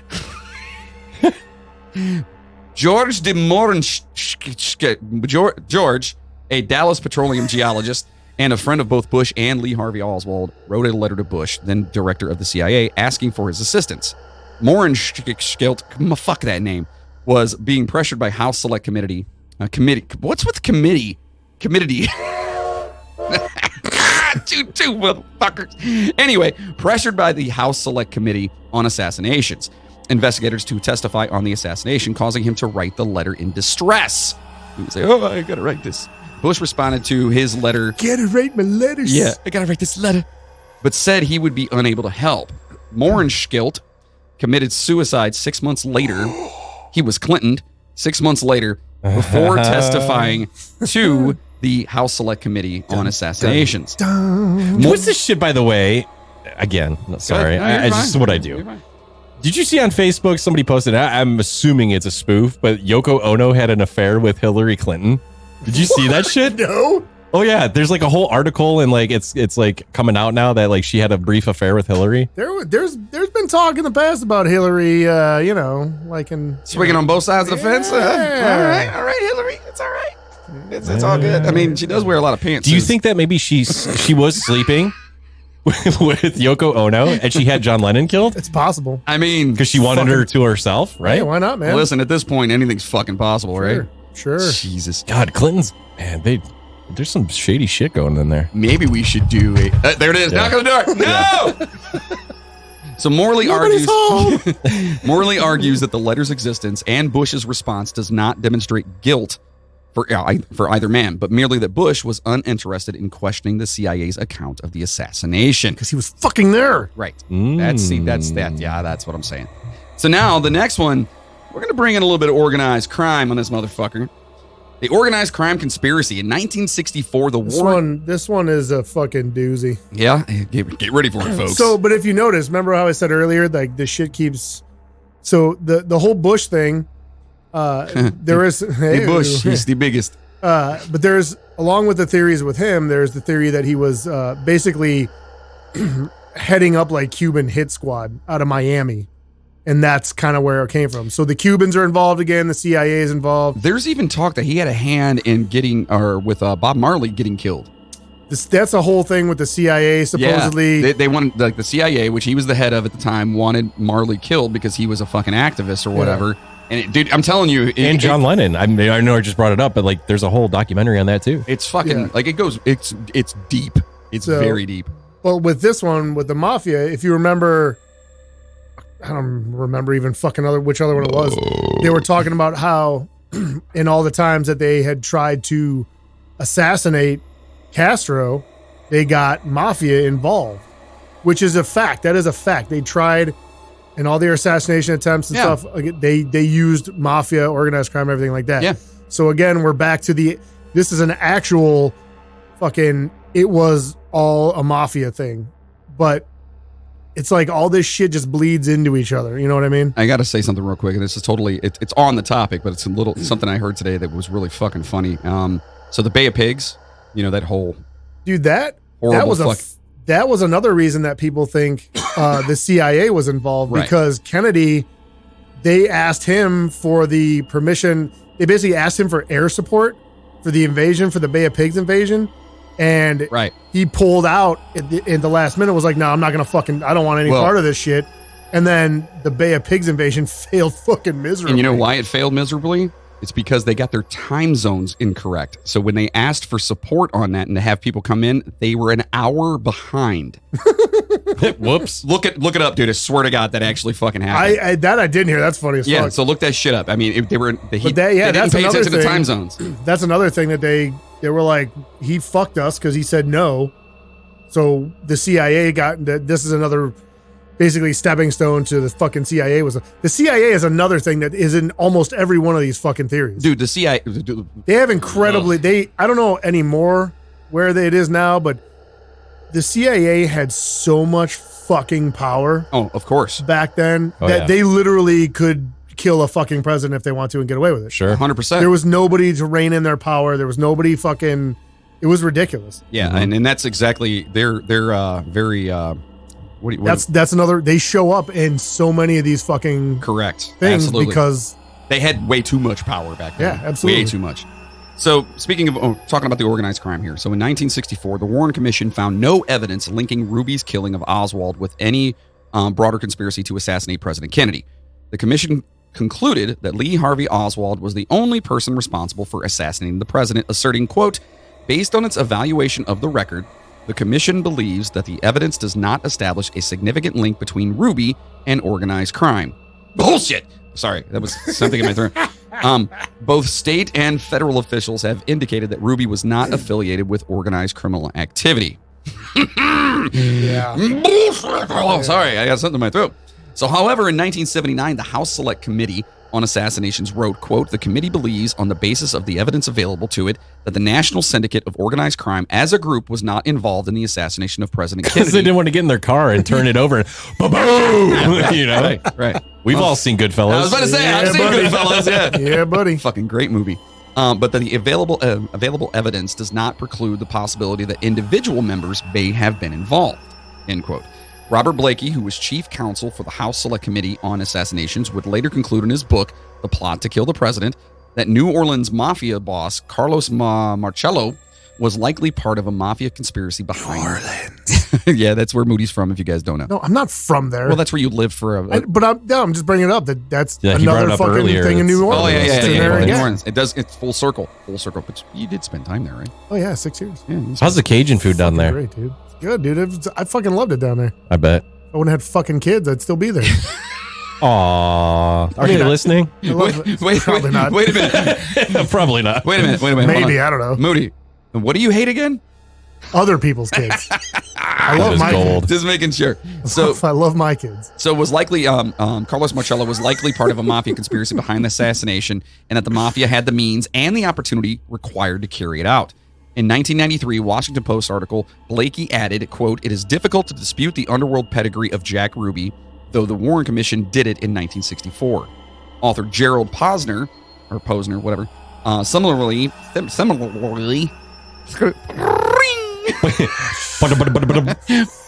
Yeah. Anyway, I'm going to get that. We're going to have that next week. similarly, where the tongue comes Yeah. out. It's Yeah. just like, Yeah. okay, how about likewise? Likewise ignores Ruby's ties to Joseph Savello, guess I'm gonna have to fucking dumb it down next time. the organized crime boss in Dallas. His relationship with Joseph Campisi, the number 2 man in the mob in Dallas, is even more difficult to ignore. In fact, Campisi and Ruby were fucking close friends. They had dinner together at Campisi's restaurant, the Egyptian Lounge, on the night before the assassination. But Ruby had no ties to fucking organized crime. Yeah, absolutely not. No. Bullshit! Oh, God, I need a throat lozenge. Anyway, after Ruby was jailed for killing Oswald, Campisi regularly, God damn it, went and visited him. The select committee thought Campisi's connection to Marcello was telling. He told us, for example, that every year at Christmas he sent 260 pounds of Italian sausage to Marcello as a sort of a mafia tribute. That's fucking amazing. That is pretty. I'd love to have that, to be honest with you. We also They learned. sent you some sausage. Go ahead and put it in a pan and eat it. I got a sausage. Hey. What accent is that? It's my Joe Pesci terrible Joe Pesci. Go get your sausage box. Oh man! So we also learned Fuck me. that he called New Orleans up to 20 times a day. So obviously the guy was connected here. So government documents have revealed that some members of the mafia worked with the Central Intelligence Agency on assassination attempts against Cuban leader Fidel Castro. In summer 1960, the CIA recruited ex-FBI agent Robert Mayhew to approach the West Coast representative of the Chicago mob, Johnny Roselli. Johnny Roselli, hey, I'm that guy, Johnny fucking Roselli. You know what I mean? When Mayhew contacted Roselli, by the way, I'm married to a Sicilian, I can do that shit. Oh, we said get the sausage box. That's fine. I got a Louisville Slugger. Anyway, God damn it. when Mayhew contacted Roselli, you could tell we missed each other. Jesus Christ. When Mayhew contacted Roselli, Mayhew hid the fact that he was sent by the CIA, instead portraying himself as an advocate for international corporations.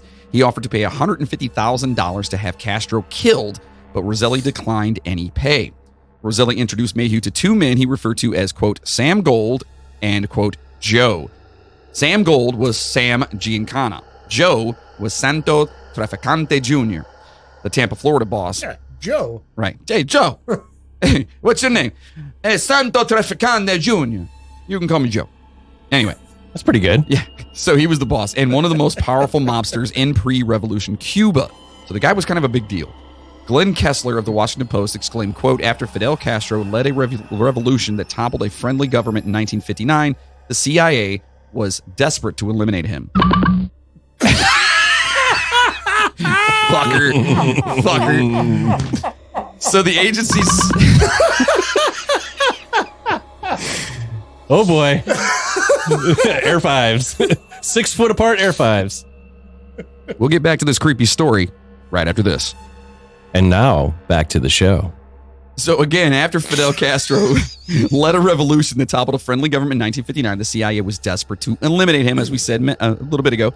So the agency sought out a partner equally worried about Castro, the fucking mafia, which had lucrative investments in Cuban casinos. In his memoir, Bound by Honor, Bill Bonanno, son of New York Mafia boss Joseph Bonanno, disclosed that several mafia families had long-standing ties with the anti-Castro Cubans through the Havana casinos operated by the mafia before the Cuban Revolution. Many Cuban exiles and mafia bosses disliked President Kennedy, blaming him for the failed Bay of Pigs invasions, as we actually talked about. They also disliked his brother, then Attorney General Robert Kennedy, who had conducted an unprecedented legal assault on organized crime. This is where my theory comes in. And was also assassinated, but yeah, okay. So this was especially provocative because several mafia, quote, families, The familia.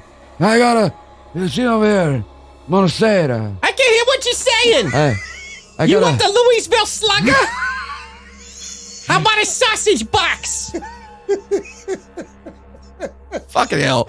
So these families had allegedly worked with JFK's father, Joseph Kennedy, to get JFK elected. Both the mafia and the anti-Castro Cubans were experts in assassination, the Cubans having been trained by the CIA. Bonanno reported that he recognized the high degree of involvement of other mafia families when Jack Ruby killed Oswald, since Bonanno was aware that Ruby was an associate of Chicago mobster Sam Giancana. Some conspiracy researchers have alleged a plot involving elements of the mafia, the CIA, and the anti-Castro Cubans, including Anthony Summers, who stated, quote, "Sometimes people sort of glaze over about the notion that the mafia and U.S. intelligence and the anti-Castro activists were involved together in the assassination of President Kennedy. In fact, there's no contradiction there. Those three groups were all in bed together at the time and had been for several years in the fight to topple Fidel Castro," end quote. Fucking big words, man. Yeah. Big words. Yeah. So news reporter Ruben Castaneda wrote in 2012, quote, "Based on the evidence, it is likely that JFK was killed by a coalition of anti-Castro Cubans, the mob, and elements of the CIA," end quote. In his book, They Killed Our President, former Minnesota Governor Jesse Ventura, boy. that's Jesse the Body Ventura, brother. Oh, most of these people are like, He's talking about making a run at the presidency soon. I'd vote. He's like, I ain't got time to bleed. Get over here. They're out. Oh my God. Anytime.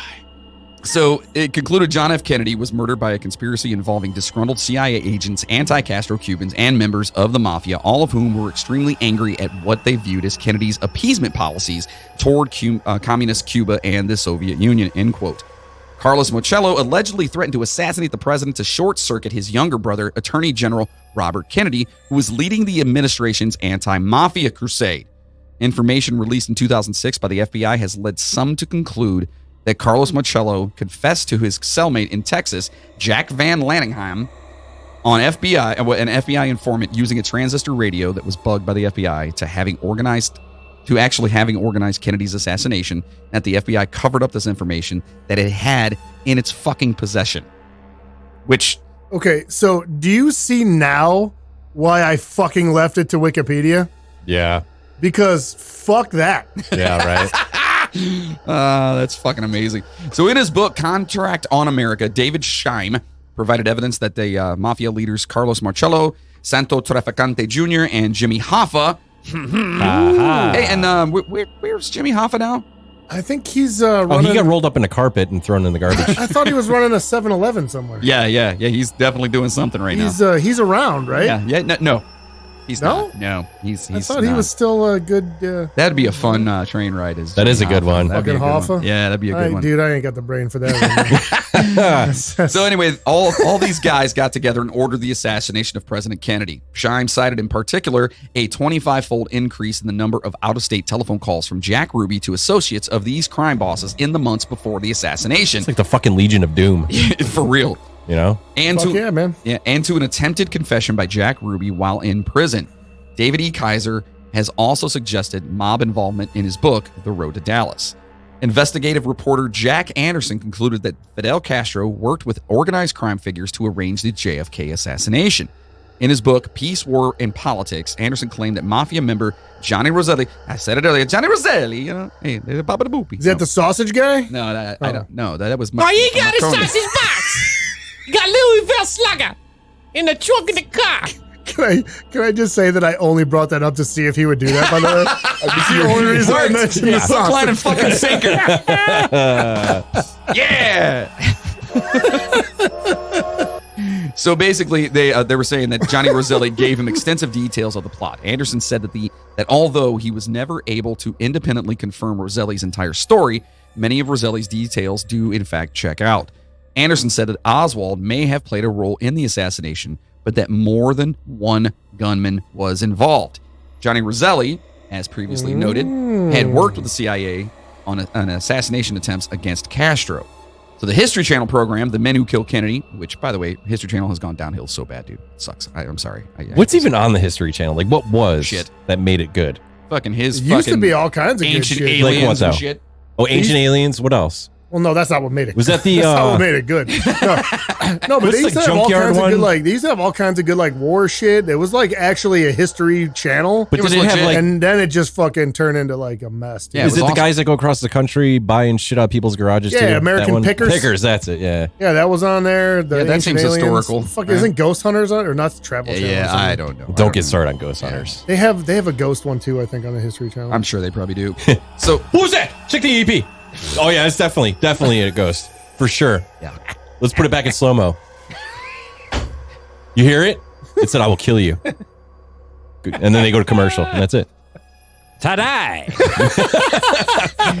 So anyway, this History Channel program, The Men Who Killed Kennedy. Oh, you fucker. You want to play sound effects? Dueling sound effects. Hey! Oh, Hey! Sanitize. None of that, wait, dude. Sanitize. All right.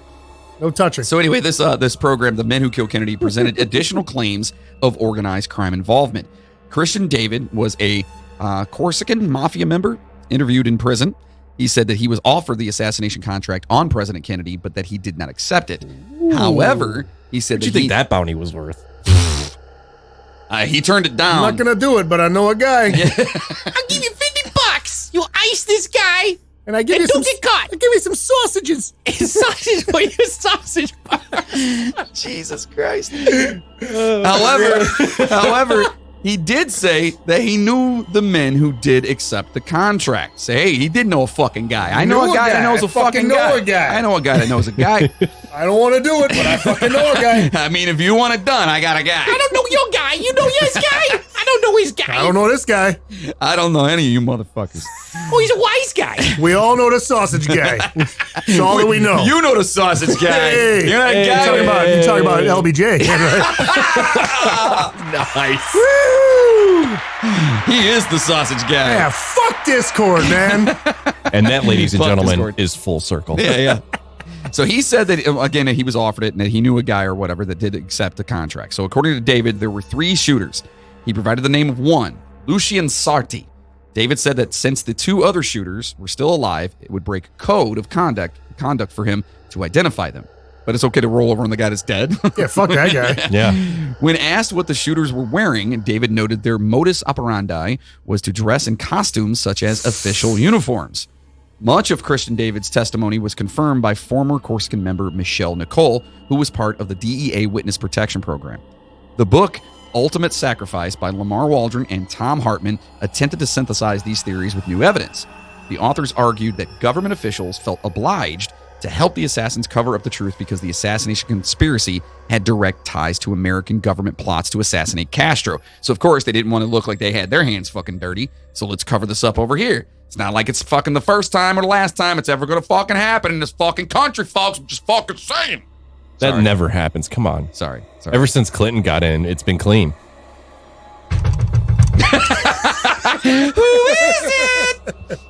So, outraged Who at, is it?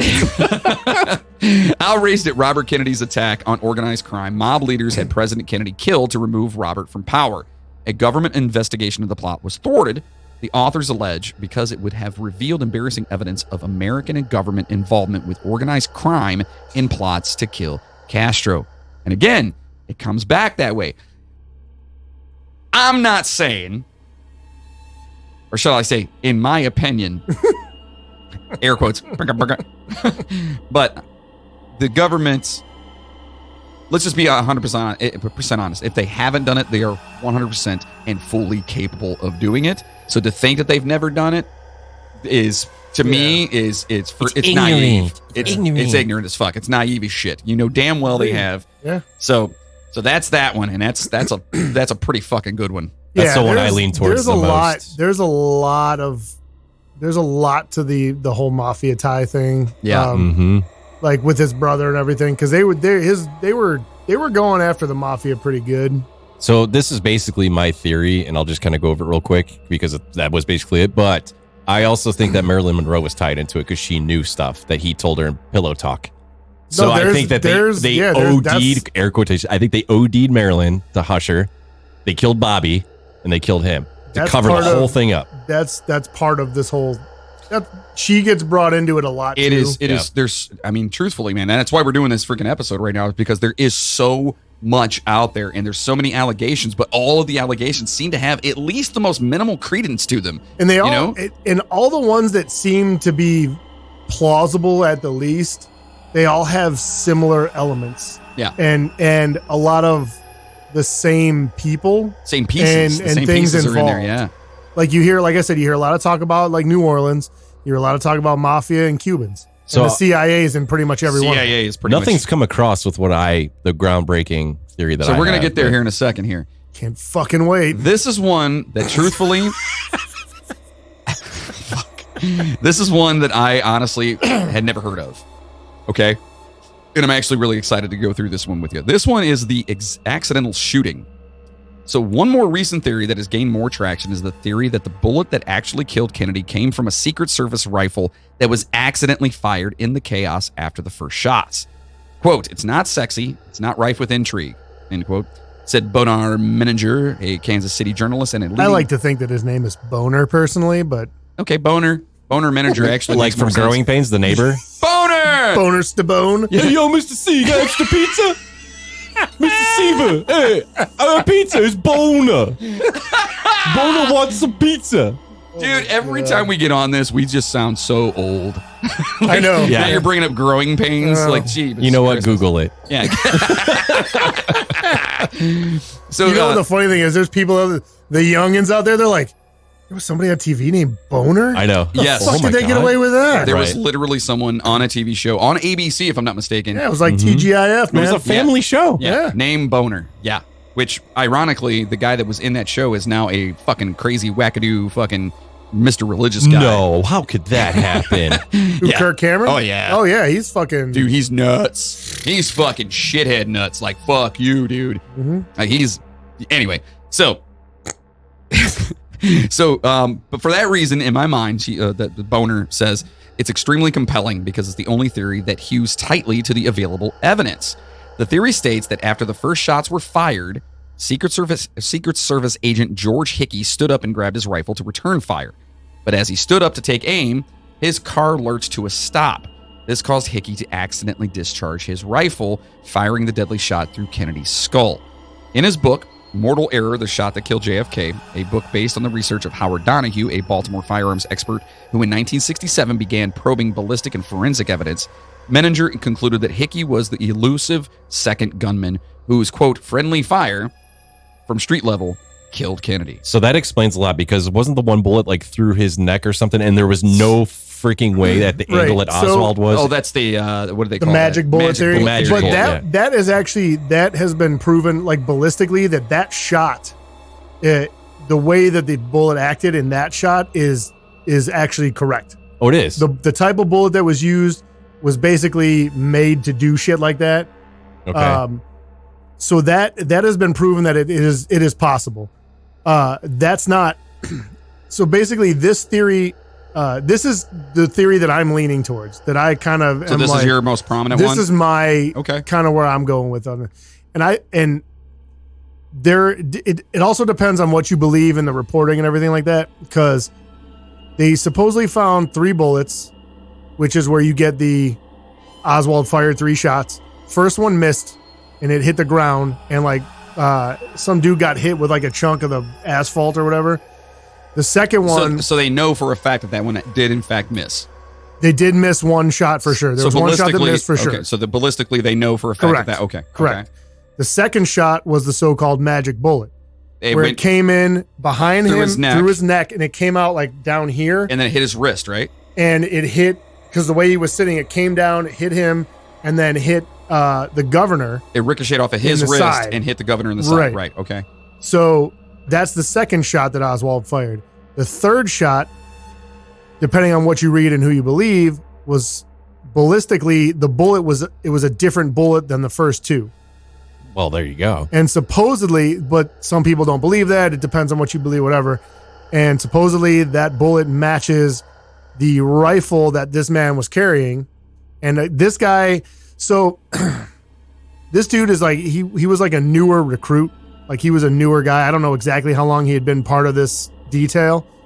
But he was in charge. He had the rifle, and it was cocked and loaded basically the whole time. Well, like it was ready to fucking go. President coming by. You obviously have to be. And he was like, I think like 2 cars behind Kennedy or something like that. Like depending on, I can't remember exactly where in the motorcade it was. Okay. But basically, after the first shot, he had stood up, got the rifle up, and was like basically looking to aim in the direction that the shots. Fuck out and pissing his pants, especially because he was brand new. Yeah.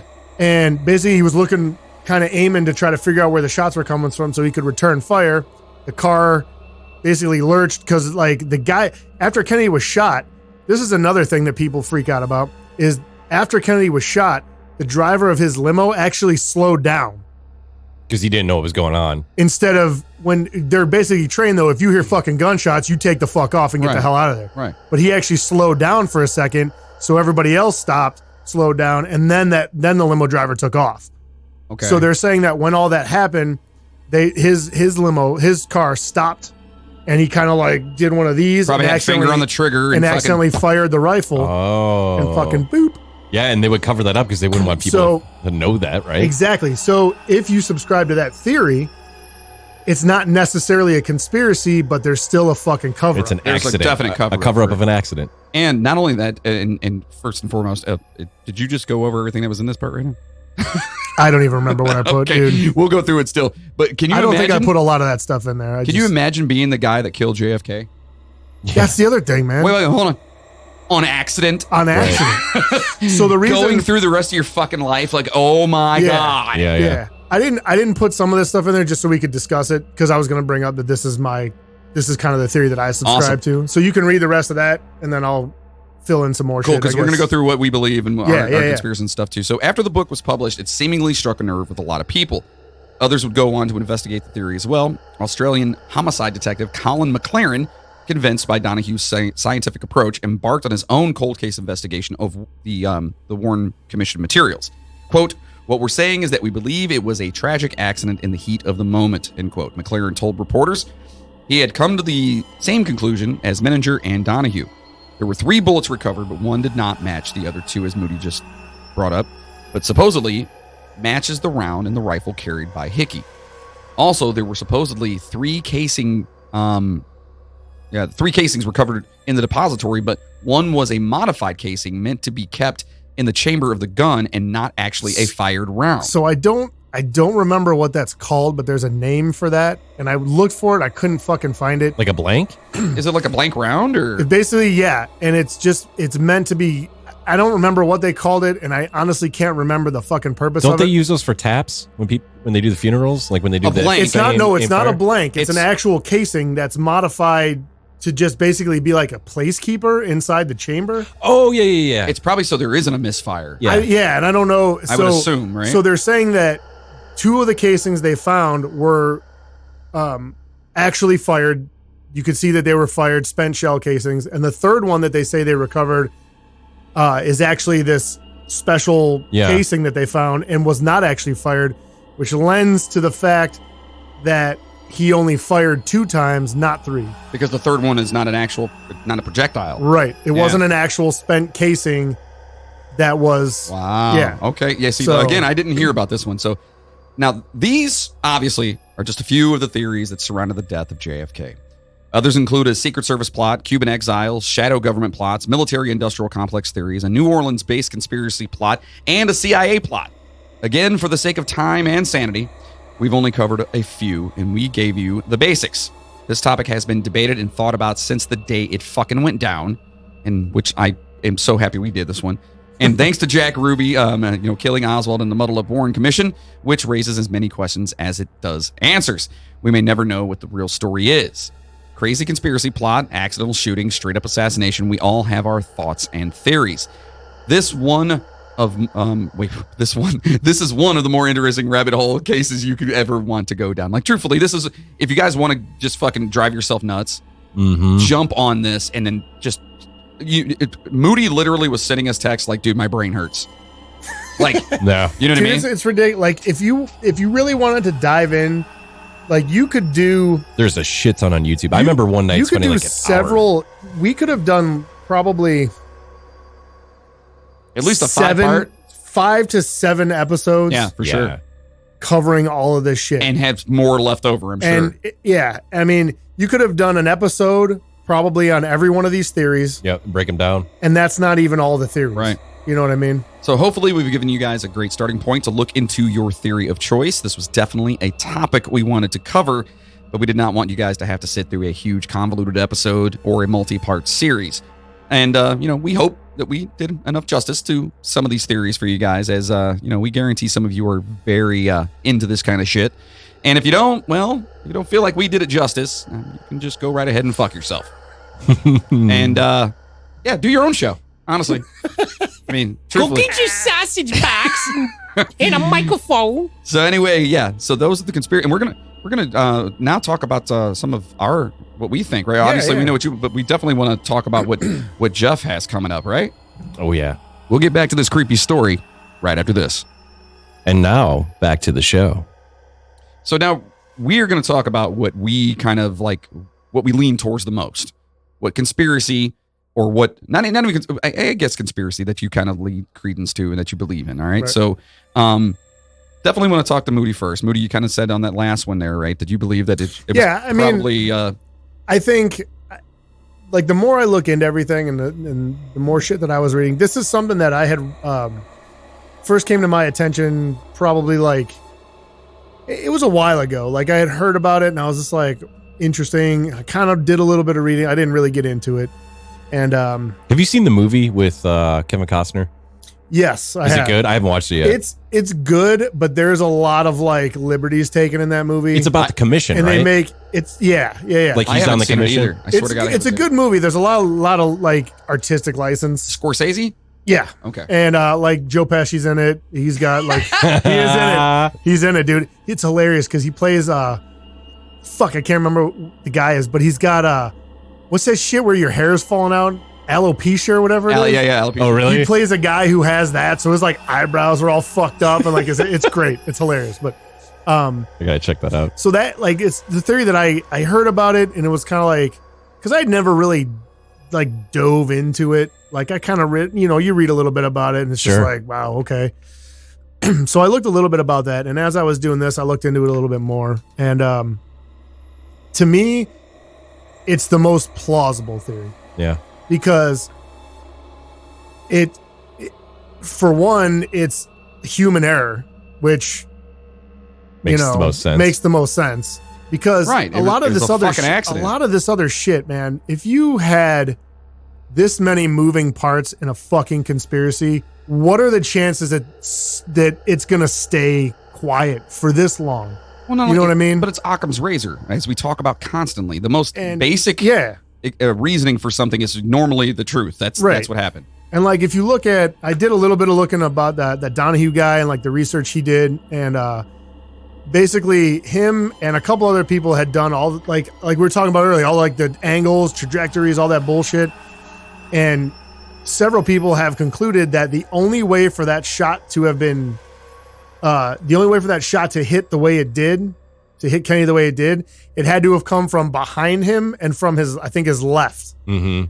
And when they did those calculations and all that shit, it put it right where that dude was standing in that fucking car with his fucking rifle. So let me ask you a question, okay? And this kind of goes along with it too. And maybe I haven't done enough research to know this answer, but when Kennedy is killed, his head flies backwards, and his brain or his head, the part that blew off, went backwards because you can actually see in the footage. You can see Jackie trying to go after it. She's like, yeah, they say that's when she was scooping up his fucking brains. Is that a physical possibility? Or from what I read, the way the ballistics work, that is basically that's the way that it would have happened, the way he got shot. Really? Like, because I thought that too. I'm like, no, didn't he would have had to got shot from the front to fucking. But I guess the way the ballistics work out, it'll blow a hole. I mean, it went through, and basically the force of it going through blew back. Oh man, you know what I mean? Yeah, like, because it shatters. The physics. Think about a drill when you're drilling a piece of wood or whatever, and you have to pull the bit back out to go deeper. Sometimes it pulls all that shit out. It's like the same effect times like 1,000,000, right? So when a bullet's flying through there, it's pushing all the residual stuff in front of it out the sides. Okay. All right. I don't know, because to me, like, I always I always thought that shit too. I was like, no, there's no way he had to have gotten shot. Because movies, I mean, when you watch movies, that's what you see. Well, no, even as a hunter, because I was a hunter when I was younger, and you would shoot something and it didn't fall forward when it was shot. It went backwards, because of the force of the bullet, Not only that, but you killed something, so obviously like you're seeing something kind of just fall the way that the projectile is going. So to me, I always was just like, man, is that an actual physical possibility? Yeah, like from what I read, that is that's the physics line up. Basically, if he would have got shot from the back, it still would have done the same thing. Okay. So I guess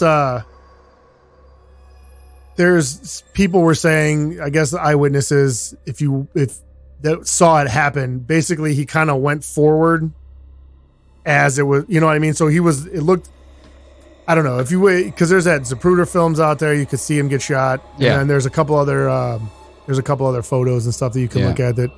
But to me, that is like, the guy denies it.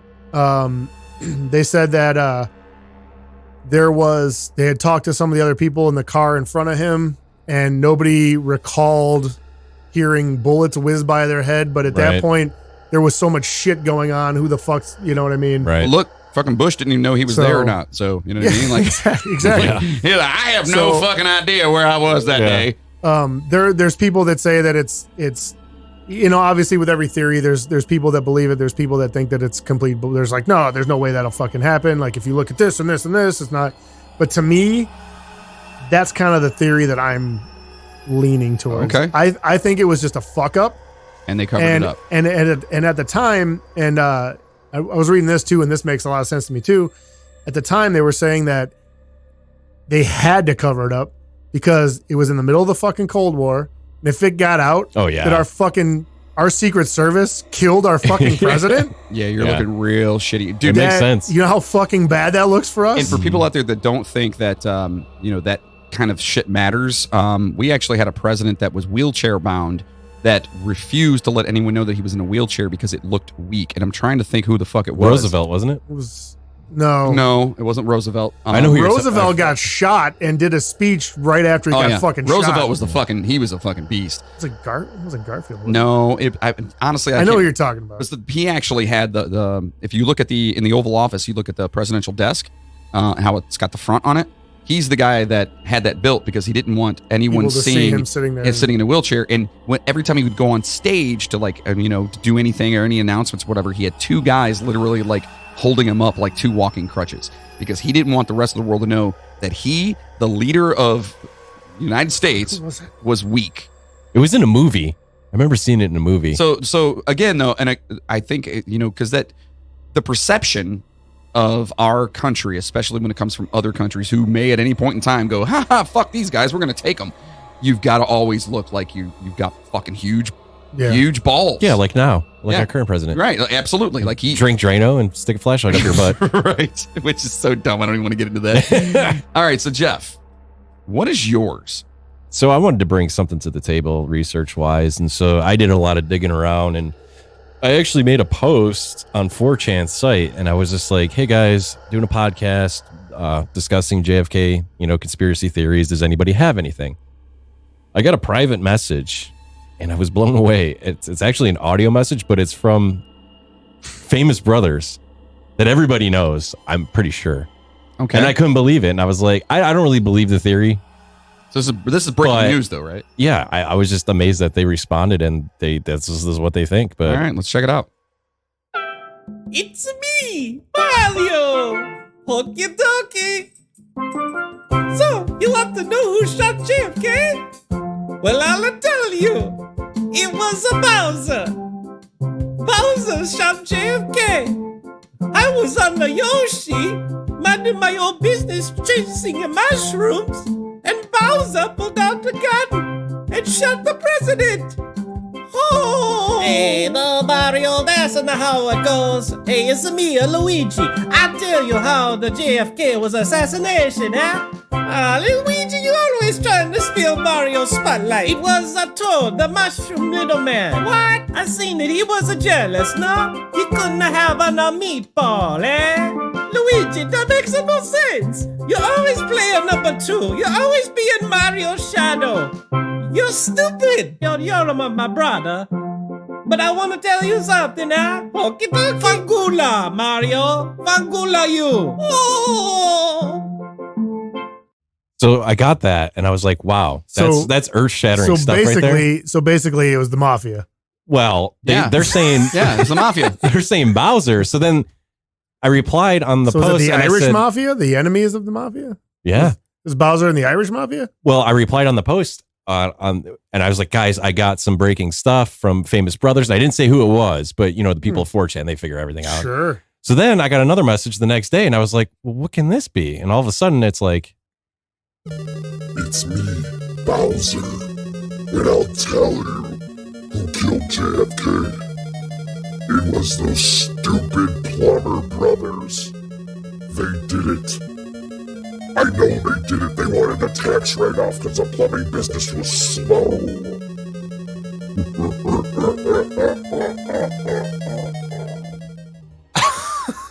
I mean, that makes sense right there. So, absolutely. At first, when I got the Mario Brothers, I was like, nah.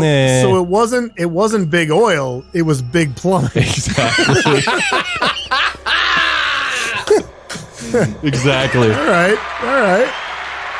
So, See, but then that leads into the unions, which leads into the mafia. Absolutely. Teamsters. Yeah, man. So I wanted to share that. I mean, it was a little bit that I got, I know you guys do most of the research, but I wanted to bring some in, Can I just say, this is my new theory. This is where I'm at now. The Mario Brothers. It was Mario Brothers. Mario Brothers. Makes sense. It's a good one. It does make sense. I believe it. It actually makes more sense than most of the shit that we've been talking about. Why do I waste my time all week?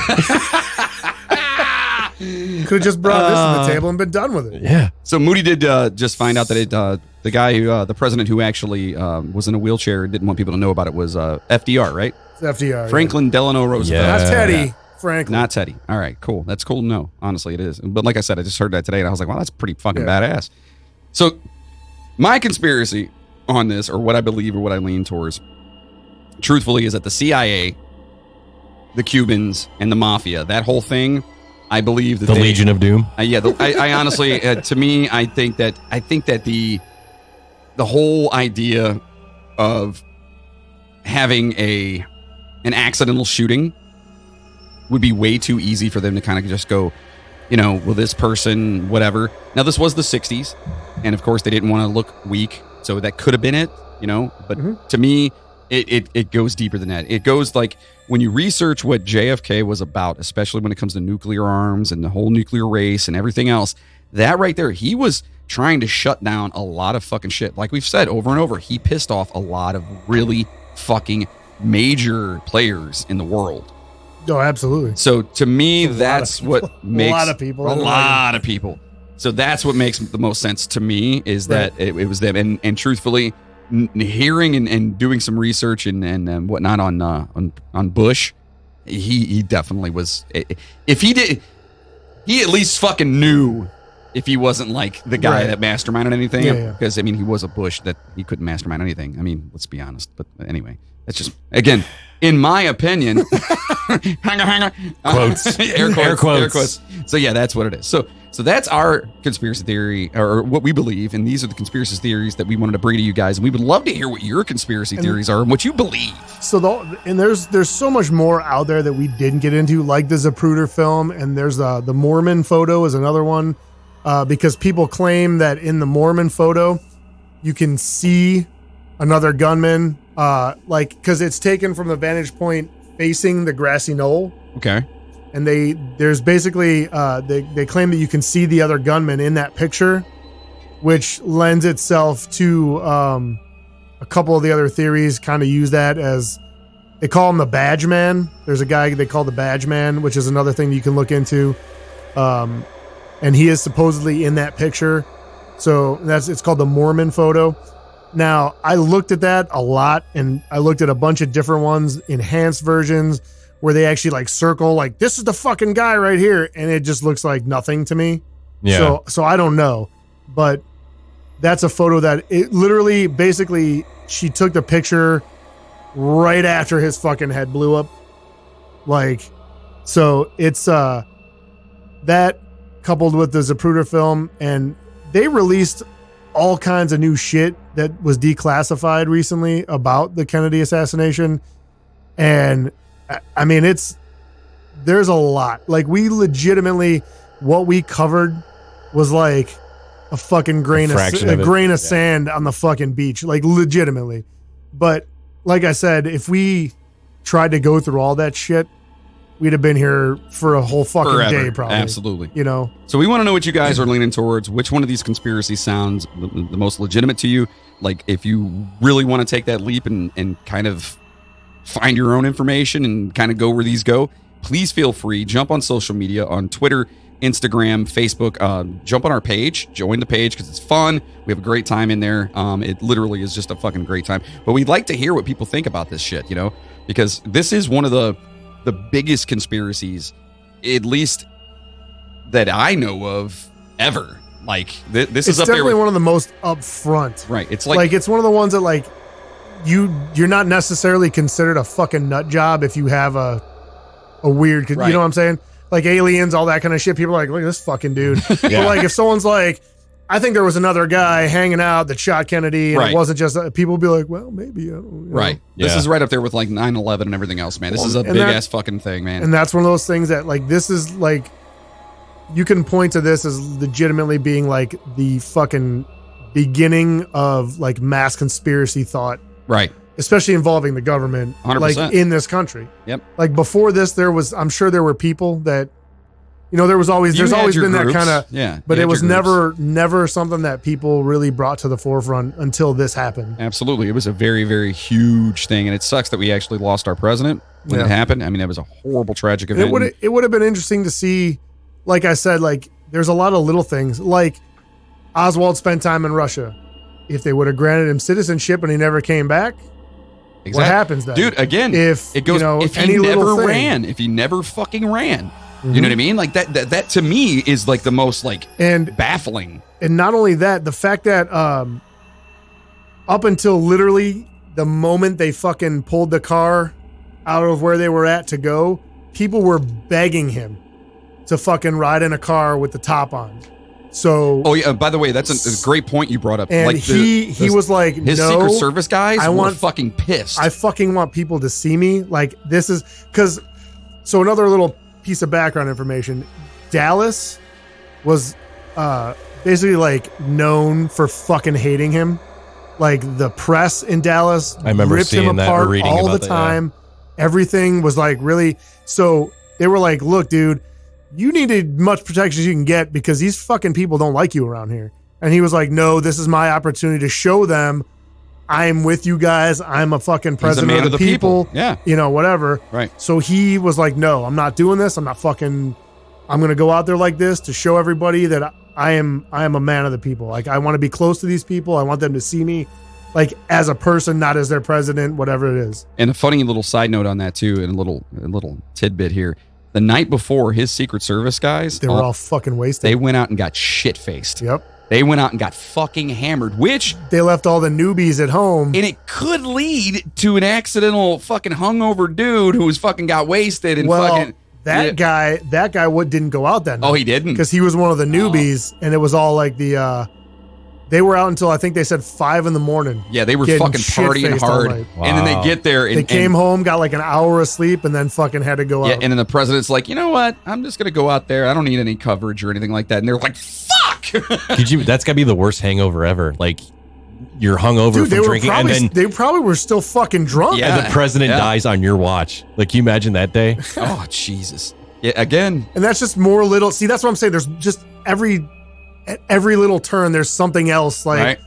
and There's so much. and after this, Yeah. then this happened, and Yeah. then this fucking guy did. Yeah, so just so you guys are out there listening, just remember that his Secret Service got really fucking plowed the night before, and then got really pissed when they showed up, and he's like, "Nah, I want people to see me," and they're like, "Oh, fucking hell." So it's just, if you think about just like if any of those little things would have happened differently, 100%. Yeah. like, and he was able, and he was alive, and he ran for another term and was elected, like all the shit that he was trying to do and put into place, like what would that have done for our government and our country as a whole? Who knows? You know what I mean? We will never know. We'll never know anything about that. And again, I want to reiterate too that It legitimately changed the world. it changed everything. The But fucking world. we make fun of a lot of fucking shit, but as hopefully you guys know, we're never gonna make fun of like, you know, the demise of like our president or anybody at that effect unless they fucking deserved it. You know, like a fucking serial killer or someone that touches kids. Like, we don't give a fuck about those Right. guys. But when the president, you know, loses something, we don't want you to think we're making fun of that fact. We're making fun of the fucking weird shit around it. Yeah. So as you guys listen, again, sucks that we lost our president, but there's a lot of shady shit out there. It's an interesting story, man. We'll get back to this creepy story right after this. And now back to the show.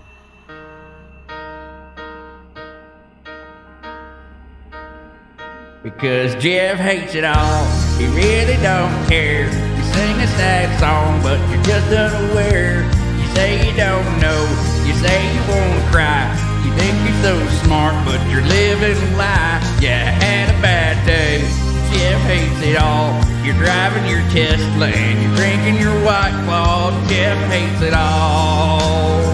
I said Jeff hates it all. Okay. Well, we are back in the studio, 6 feet apart, which is great. Yeah. So I made some promises. I said that I would come with it and have some good stuff. Uh-oh. Are you as afraid as I am right now? Yeah, so- I am. I got an interesting piece here. So I was talking to my son last weekend, and he's going through a phase. Now, I don't think you can relate. How old is your son? He's 11. 11. I don't think you can relate to this as much as you can, John. Uh-oh. My son is going through a rap phase. Oh, yep. Okay? Yep. Which is great because we've, for the most part, all Listen, done it. truthfully, hands down, I love hip hop. I do too. Nothing against it. The Sure. 90s hip hop, dude, was amazing. It was so good. Like, in today's hip hop, I'm sorry, folks, if you listen to that shit. Well, Just no. that's where we're gonna go. So, talking to him, and like, you know, he's using the word dog a lot, and I'm like, I get it. So whatever, you know.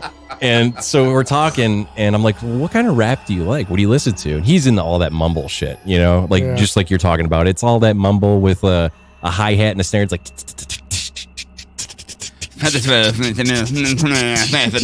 And that's it. Kill a motherfucker. Yeah, there you go. kids love it, right? So he's asking me, he's like, well, Dad, were you ever into rap and hip hop? And I said, absolutely. I said, in my day, we had NWA. When we I had was a Dr. kid. Dre, we had Snoop Dogg. yeah, dude. And he's like, who's that? And then for a minute, I was like, wait a second. I can't really show him this stuff, right? Because, I mean, it's probably just as bad as what he's listening to now. Yeah, but you can't understand what they're saying now. Right.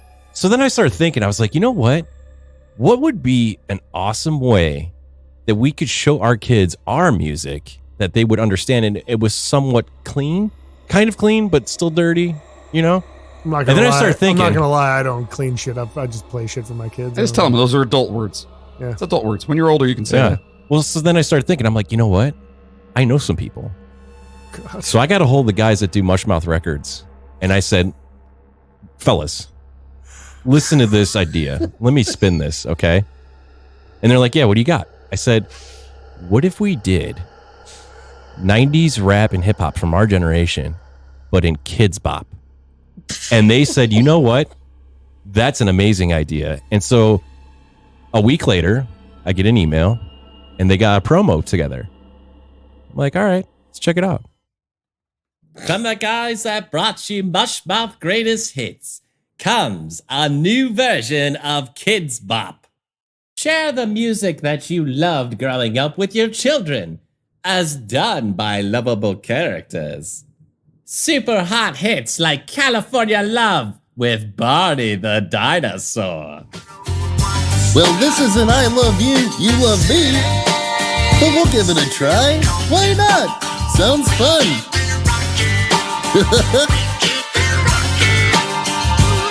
Now let me welcome everybody to the Wild Wild West, a state that's untouchable like Elliot Ness. The track hits your eardrum like a slug to your chest. Pack a vest for your Jimmy in the city of sex.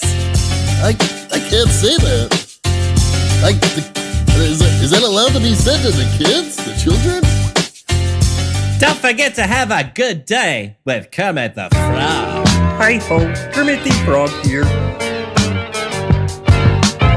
Just waking up in the morning, gotta thank God. I know today seems kind of odd. No barking from the dogs, no smog, and Mama cooked the breakfast with no hog. I got my grub on, but didn't dig out.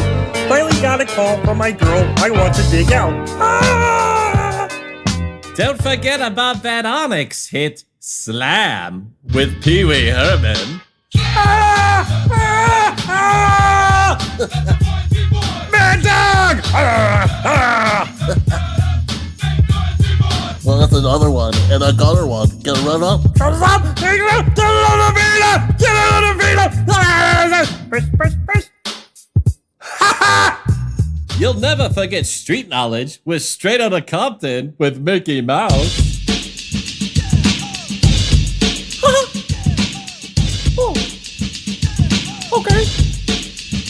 Straight Outta Compton. Crazy motherfucker named Ice Cube, huh? The game called with attitudes. When I'm called up, I got phone up. Squeeze the trigger and the bodies are hauled up. This is really bad lyrics, guys. I don't know if the kids will like this.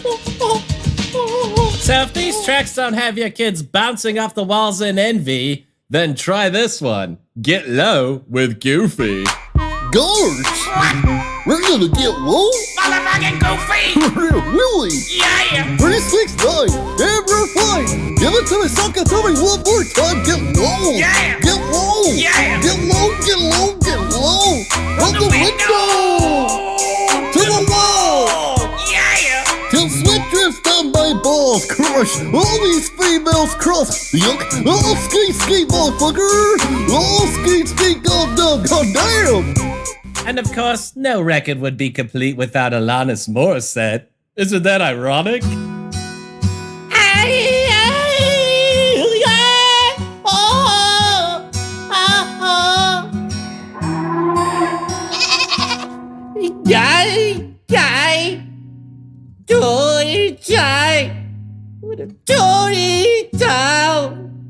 Pooping my pants. Galileo high. What is that? So gonna. What's it?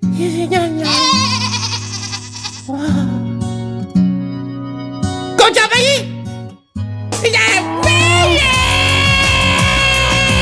Are you ready?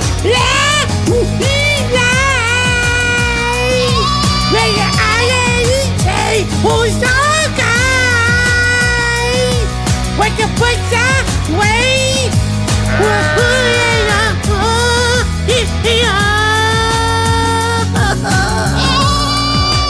So what are you waiting for, gang? Get online and order Mushmouth Presents Kids Bop today. So I would buy that and let my son hear and be like, here you go. Here it is. Is that on iTunes? Not yet. It should That's be. just the promo. They're putting it all together, but Okay. I don't. What do you think? Moody's looking at me like, what the fuck is wrong with you? I don't even know what to say to that. I'm I fucking missed you, man. Holy shit, dude! I've laughed harder in those fucking 10 minutes. You can tell that we've had more time to do shit. Yes, in the last week or so. Holy fuck. That was fucking amazing. And ladies and gentlemen, that was... Can I just ask the question, though? Sure. What do you hate? So I guess what I hate is I can't just play him the music and be like, this was the good stuff. All right. We have to kids bop it up, you know, Gotcha. you know.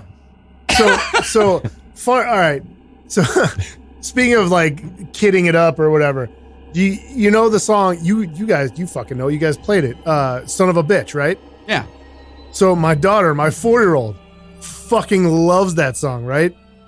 So we made the concession that she's allowed to say bitch when she sings that song, just that song.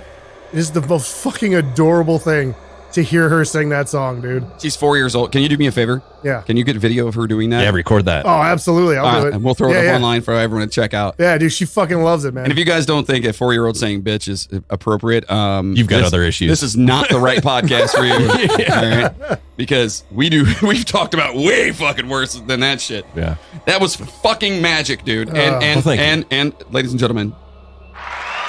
Yeah, absolutely. Jeff is back. We love it. We are back. We are back. The fucking podcast is back, man. We are here in the fucking studio. Feels good, and man. It feels fucking good. It feels good to hear everything. It feels good to be around people again. And we know that the quarantine thing's still kind of going on. You guys need to, wear masks, keep your distance, whatever it is, do that. But in the meantime, have some fucking fun. Listen to this podcast. Show it to your fucking friends, We're man. out here putting our fucking lives on the line for you people.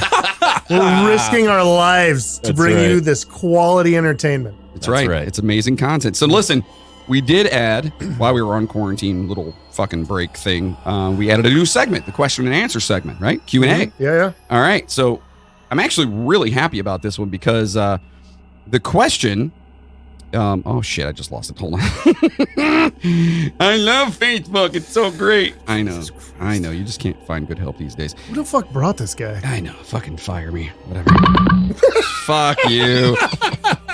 All right. So this comes from listener Chad Flint. He says, what are all of your opinions on Russia's UVB-76? It's more of just a creepy sound thing, but it's been broadcasting for years and no one knows what it's for. Broadcasting to aliens, maybe? I'm sure Moody could answer that one. LOL. As always, guys, thanks for the weekly train rides. They are great. So to listen, I'm going to go one further with this, Chad.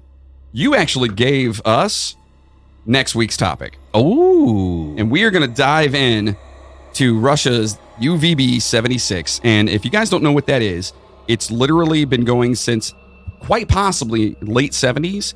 But definitely in the early 80s, it's a constant noise that is on a radio signal that every now and then has some weird-ass commentary come through. Right. And we're going to go way the fuck down that rabbit hole to see what the fuck that thing's about. And if I'm not mistaken, I think our old friend Yuri is going to be here for that one, too. Yeah, we're going to have to get a hold of him. He got a hold of me. Oh, there you go. He saw the question that was posed. And he told me that he wanted to talk to you guys about it. Okay, awesome. Good. So Yuri will be here, so we're going to actually have... He made it back with his space robe. That's awesome. Oh, space robe. Nice. Space robe. Because, Yuri is our Russian cosmonaut friend, and he's just awesome, and he's going to be here for that. So that's going to be fantastic. So, Chad, as much as we want to tell you our answers on that one, we're actually going to just tell you the whole fucking story. I like it. Right? That's what we're doing for next week. So you guys make sure. I was actually pretty stoked to see that question. Yeah, that's pretty awesome. That's one of those rabbit hole things that I went down like a couple of years ago. It's something a lot of people don't know about, which is really cool. And then when you listen to everybody's it's fucking crazy. It's one of those things that people have either a very simple explanation for or a very convoluted explanation for. Right, which is where we're at. It's interesting to see the different theories and thoughts, especially because I looked after I saw that question, I did a little bit of looking to kind of refresh my memory. And I guess there was a point where it got a little bit bigger and people started listening more. So they've actually got a lot of those messages and they were able to decode the messages. I'm going to look into those a little bit more and some audio signals. See what they say. You can find clips of the actual the actual noise. It's like a buzzer. Yeah. It's like a foghorn or something. Yeah. Yeah, and I believe you can find in one of you guys gonna have to do this because I don't obviously have that capability right now. Nokia. Find the you can find some of the actual verbal audio signals as well, and I'll grab that. I'll also email Mario and Luigi and see what they think too.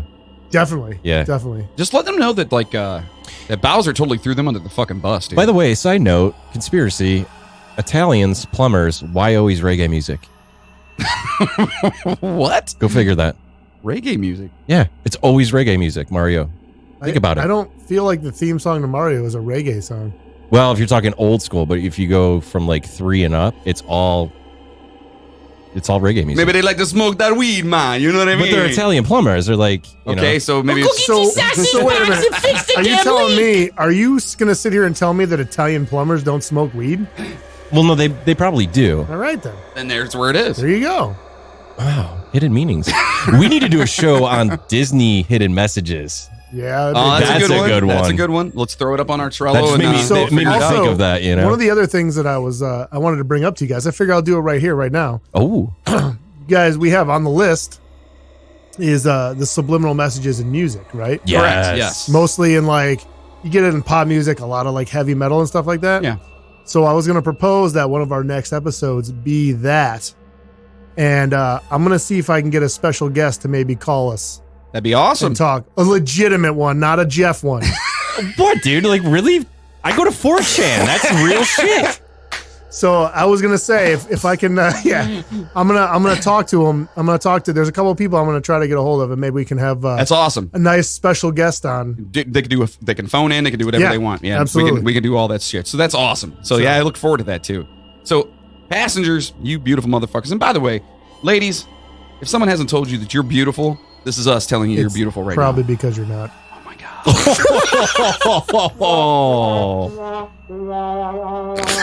You can send all hate mail to Moody. Yeah, finally got one. Yeah. There it is.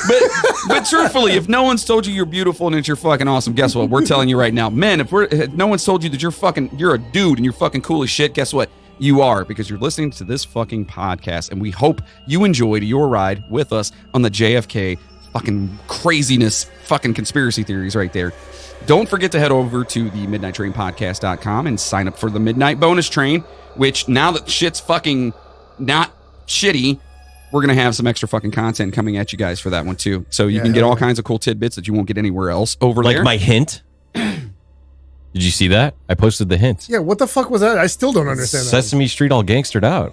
What does that have to do with anything we talked about today? His hates. Oh, I got you. God, well, welcome to the club, Moody. Speaking of smoking weed, hello, hey. I'm just saying though, like Mickey Mouse isn't part of it. You know what I'm saying? Wait. Yeah. The buttons are back. We are back, and we cannot we thank you guys so much for hanging out with us.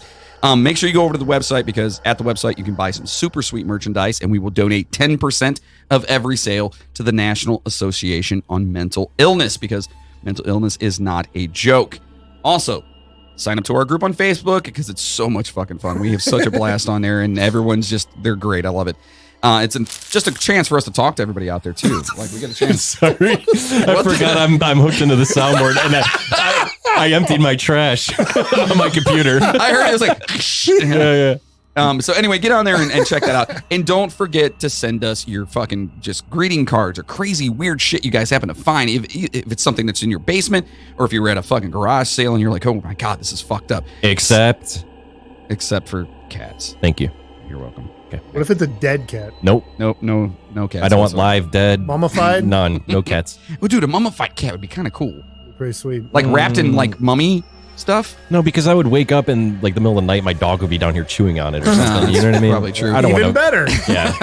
So you can send all that creepy shit over to us at the Midnight Train Podcast, P.O. Box 38206, Olmsted Falls, Ohio. That's OLMSTED, Falls, Ohio 44138. And people keep asking how they can help us keep the steam in our engines. Well, honestly, the best thing you guys can do, like, subscribe, and rate us on your favorite podcast platform. And the biggest is to share the shit with people. And we know we're not everyone's cup of tea, but we're your cup of tea. And we thank you so much. Fill for out the listening to us. review because Yeah, I absolutely. feel like We need- chicken tonight. Yeah, we need chicken recipes. Chicken recipes when you And, put your review up.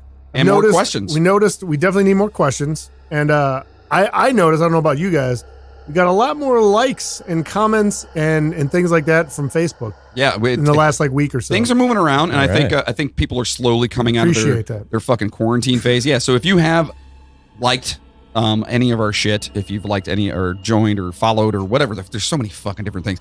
Anyway, if you've become involved in what we do, thank you. Because truthfully, I mean, as much fun as it is to hang out with these fucking knuckleheads, we'd probably still be doing it if we weren't. Yeah, I mean, it's just fun. So Yeah. anyway, we can't thank you guys enough. And, you guys keep the train moving, man. So thank you all so much for listening. Next week, like I said, we're going to be talking about that Russian UVB-76 and that fucking weird noise that's been going on since the late 70s, early 80s. It's a weird fucking thing that there's so many conspiracies behind that as well. And we're going to fucking dive way into that. And, it should be pretty fucking fun. So we're going to do that. And right here on the Midnight Train podcast. So, Jeff, do you have anything to say? I again, with the JFK, I really think it was that last theory.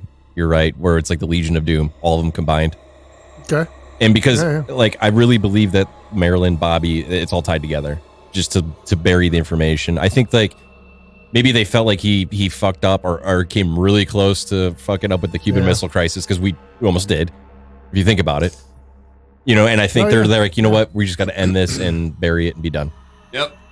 Fair enough. I feel like if I didn't subscribe to the accidental shooting theory, that it would definitely be something along those lines involving the CIA, because they seem to be in every, like, if you look at all the theories, everything kind of comes back to the CIA being involved. Yeah. And that's where I lay at. Definitely wouldn't put it past them. They definitely had the power to do it. My thing with the accidental thing, though, is I think back in that time, they would have just said that the guy did it on accident. You know what I mean? See, but Because shit wasn't like... You would think that, but at the same There time, was a like we were huge talking power though, struggle. if Russia at the time were to find out that we killed our own fucking president, Yeah, that's true. and a lot of with the Cuban crisis going on and all that shit, dude, it would fucking, those kind of countries would have had a field day with It'd us. be all So kinds you- of bad And we things. would have looked dumb as fuck. You think I mean, not that Bowser and Mario and Luigi are not, right? I mean, There's you a never lot of know. theories. There's a lot of theories. random CIA plants. It could have been. Yeah. If it was gonna be any of them, I think that it would have been Luigi. By the way, we've had requests to get candy online. I don't know how we do that. Send it to me. I'll take care of it. An MP3 or something? Send it to me. I'll take care of it. Okay. Yep. We'll throw it up It's there. becoming a hit, I guess. You guys can download candy. You got it. So we'll make sure to do that. So listen, on behalf of Moody, on behalf All the of things Jeff, that this podcast is getting out there, that's what's fucking. on behalf of everyone here at the Midnight Train podcast, hey, want to give big shout outs to the Skelton sisters, Eva, Bill, all you people out there that are making what we do like worthwhile. Thank you for listening. So on behalf of us, Wait, real quick. do we have a boxcar today? No boxcar today. Can I make a request? You can. Can you put Love Song on there? You got it. All right. Absolutely. So we're gonna have 311? No. No. We're gonna have The Cure? No. Fuck The Cure. Fuck that band. Oh, man. I'm pretty sure he's talking about Erase the Gray's love Yeah. song, right? Only because I'm on it. That's right. He actually he played bass on it, so I will Oh, make yeah? sure. And if you guys haven't heard Nice. it, I have a I don't know how many fucking bands I've had, but I do have a band called Erase the Gray. Moody actually slapped the bass on it, and it's called Love Song. It's a good track. We'll make sure it's the end of this. And again, thank you guys for listening. On behalf of all of us here, as we always say, choo choo, motherfuckers! Hello, dark passengers. Tonight in the boxcar we have the band Erase the Grey with their song, Love Song. Did you know that Jonathan is singing and Mr. Moody is playing bass on this track? Check it out.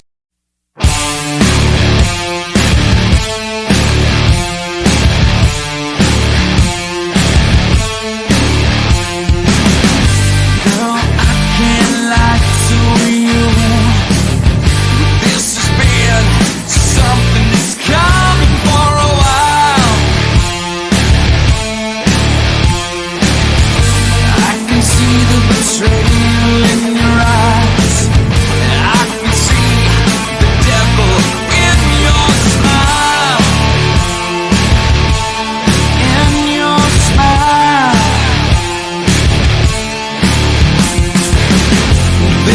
ain't another love song. You say I'm everything you wanted. I say you were a mistake.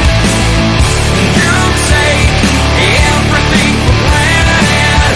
I say you're just another heartache.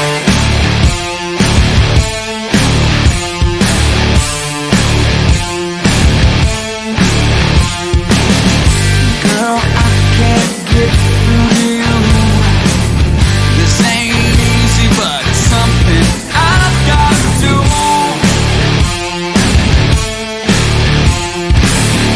I'll be telling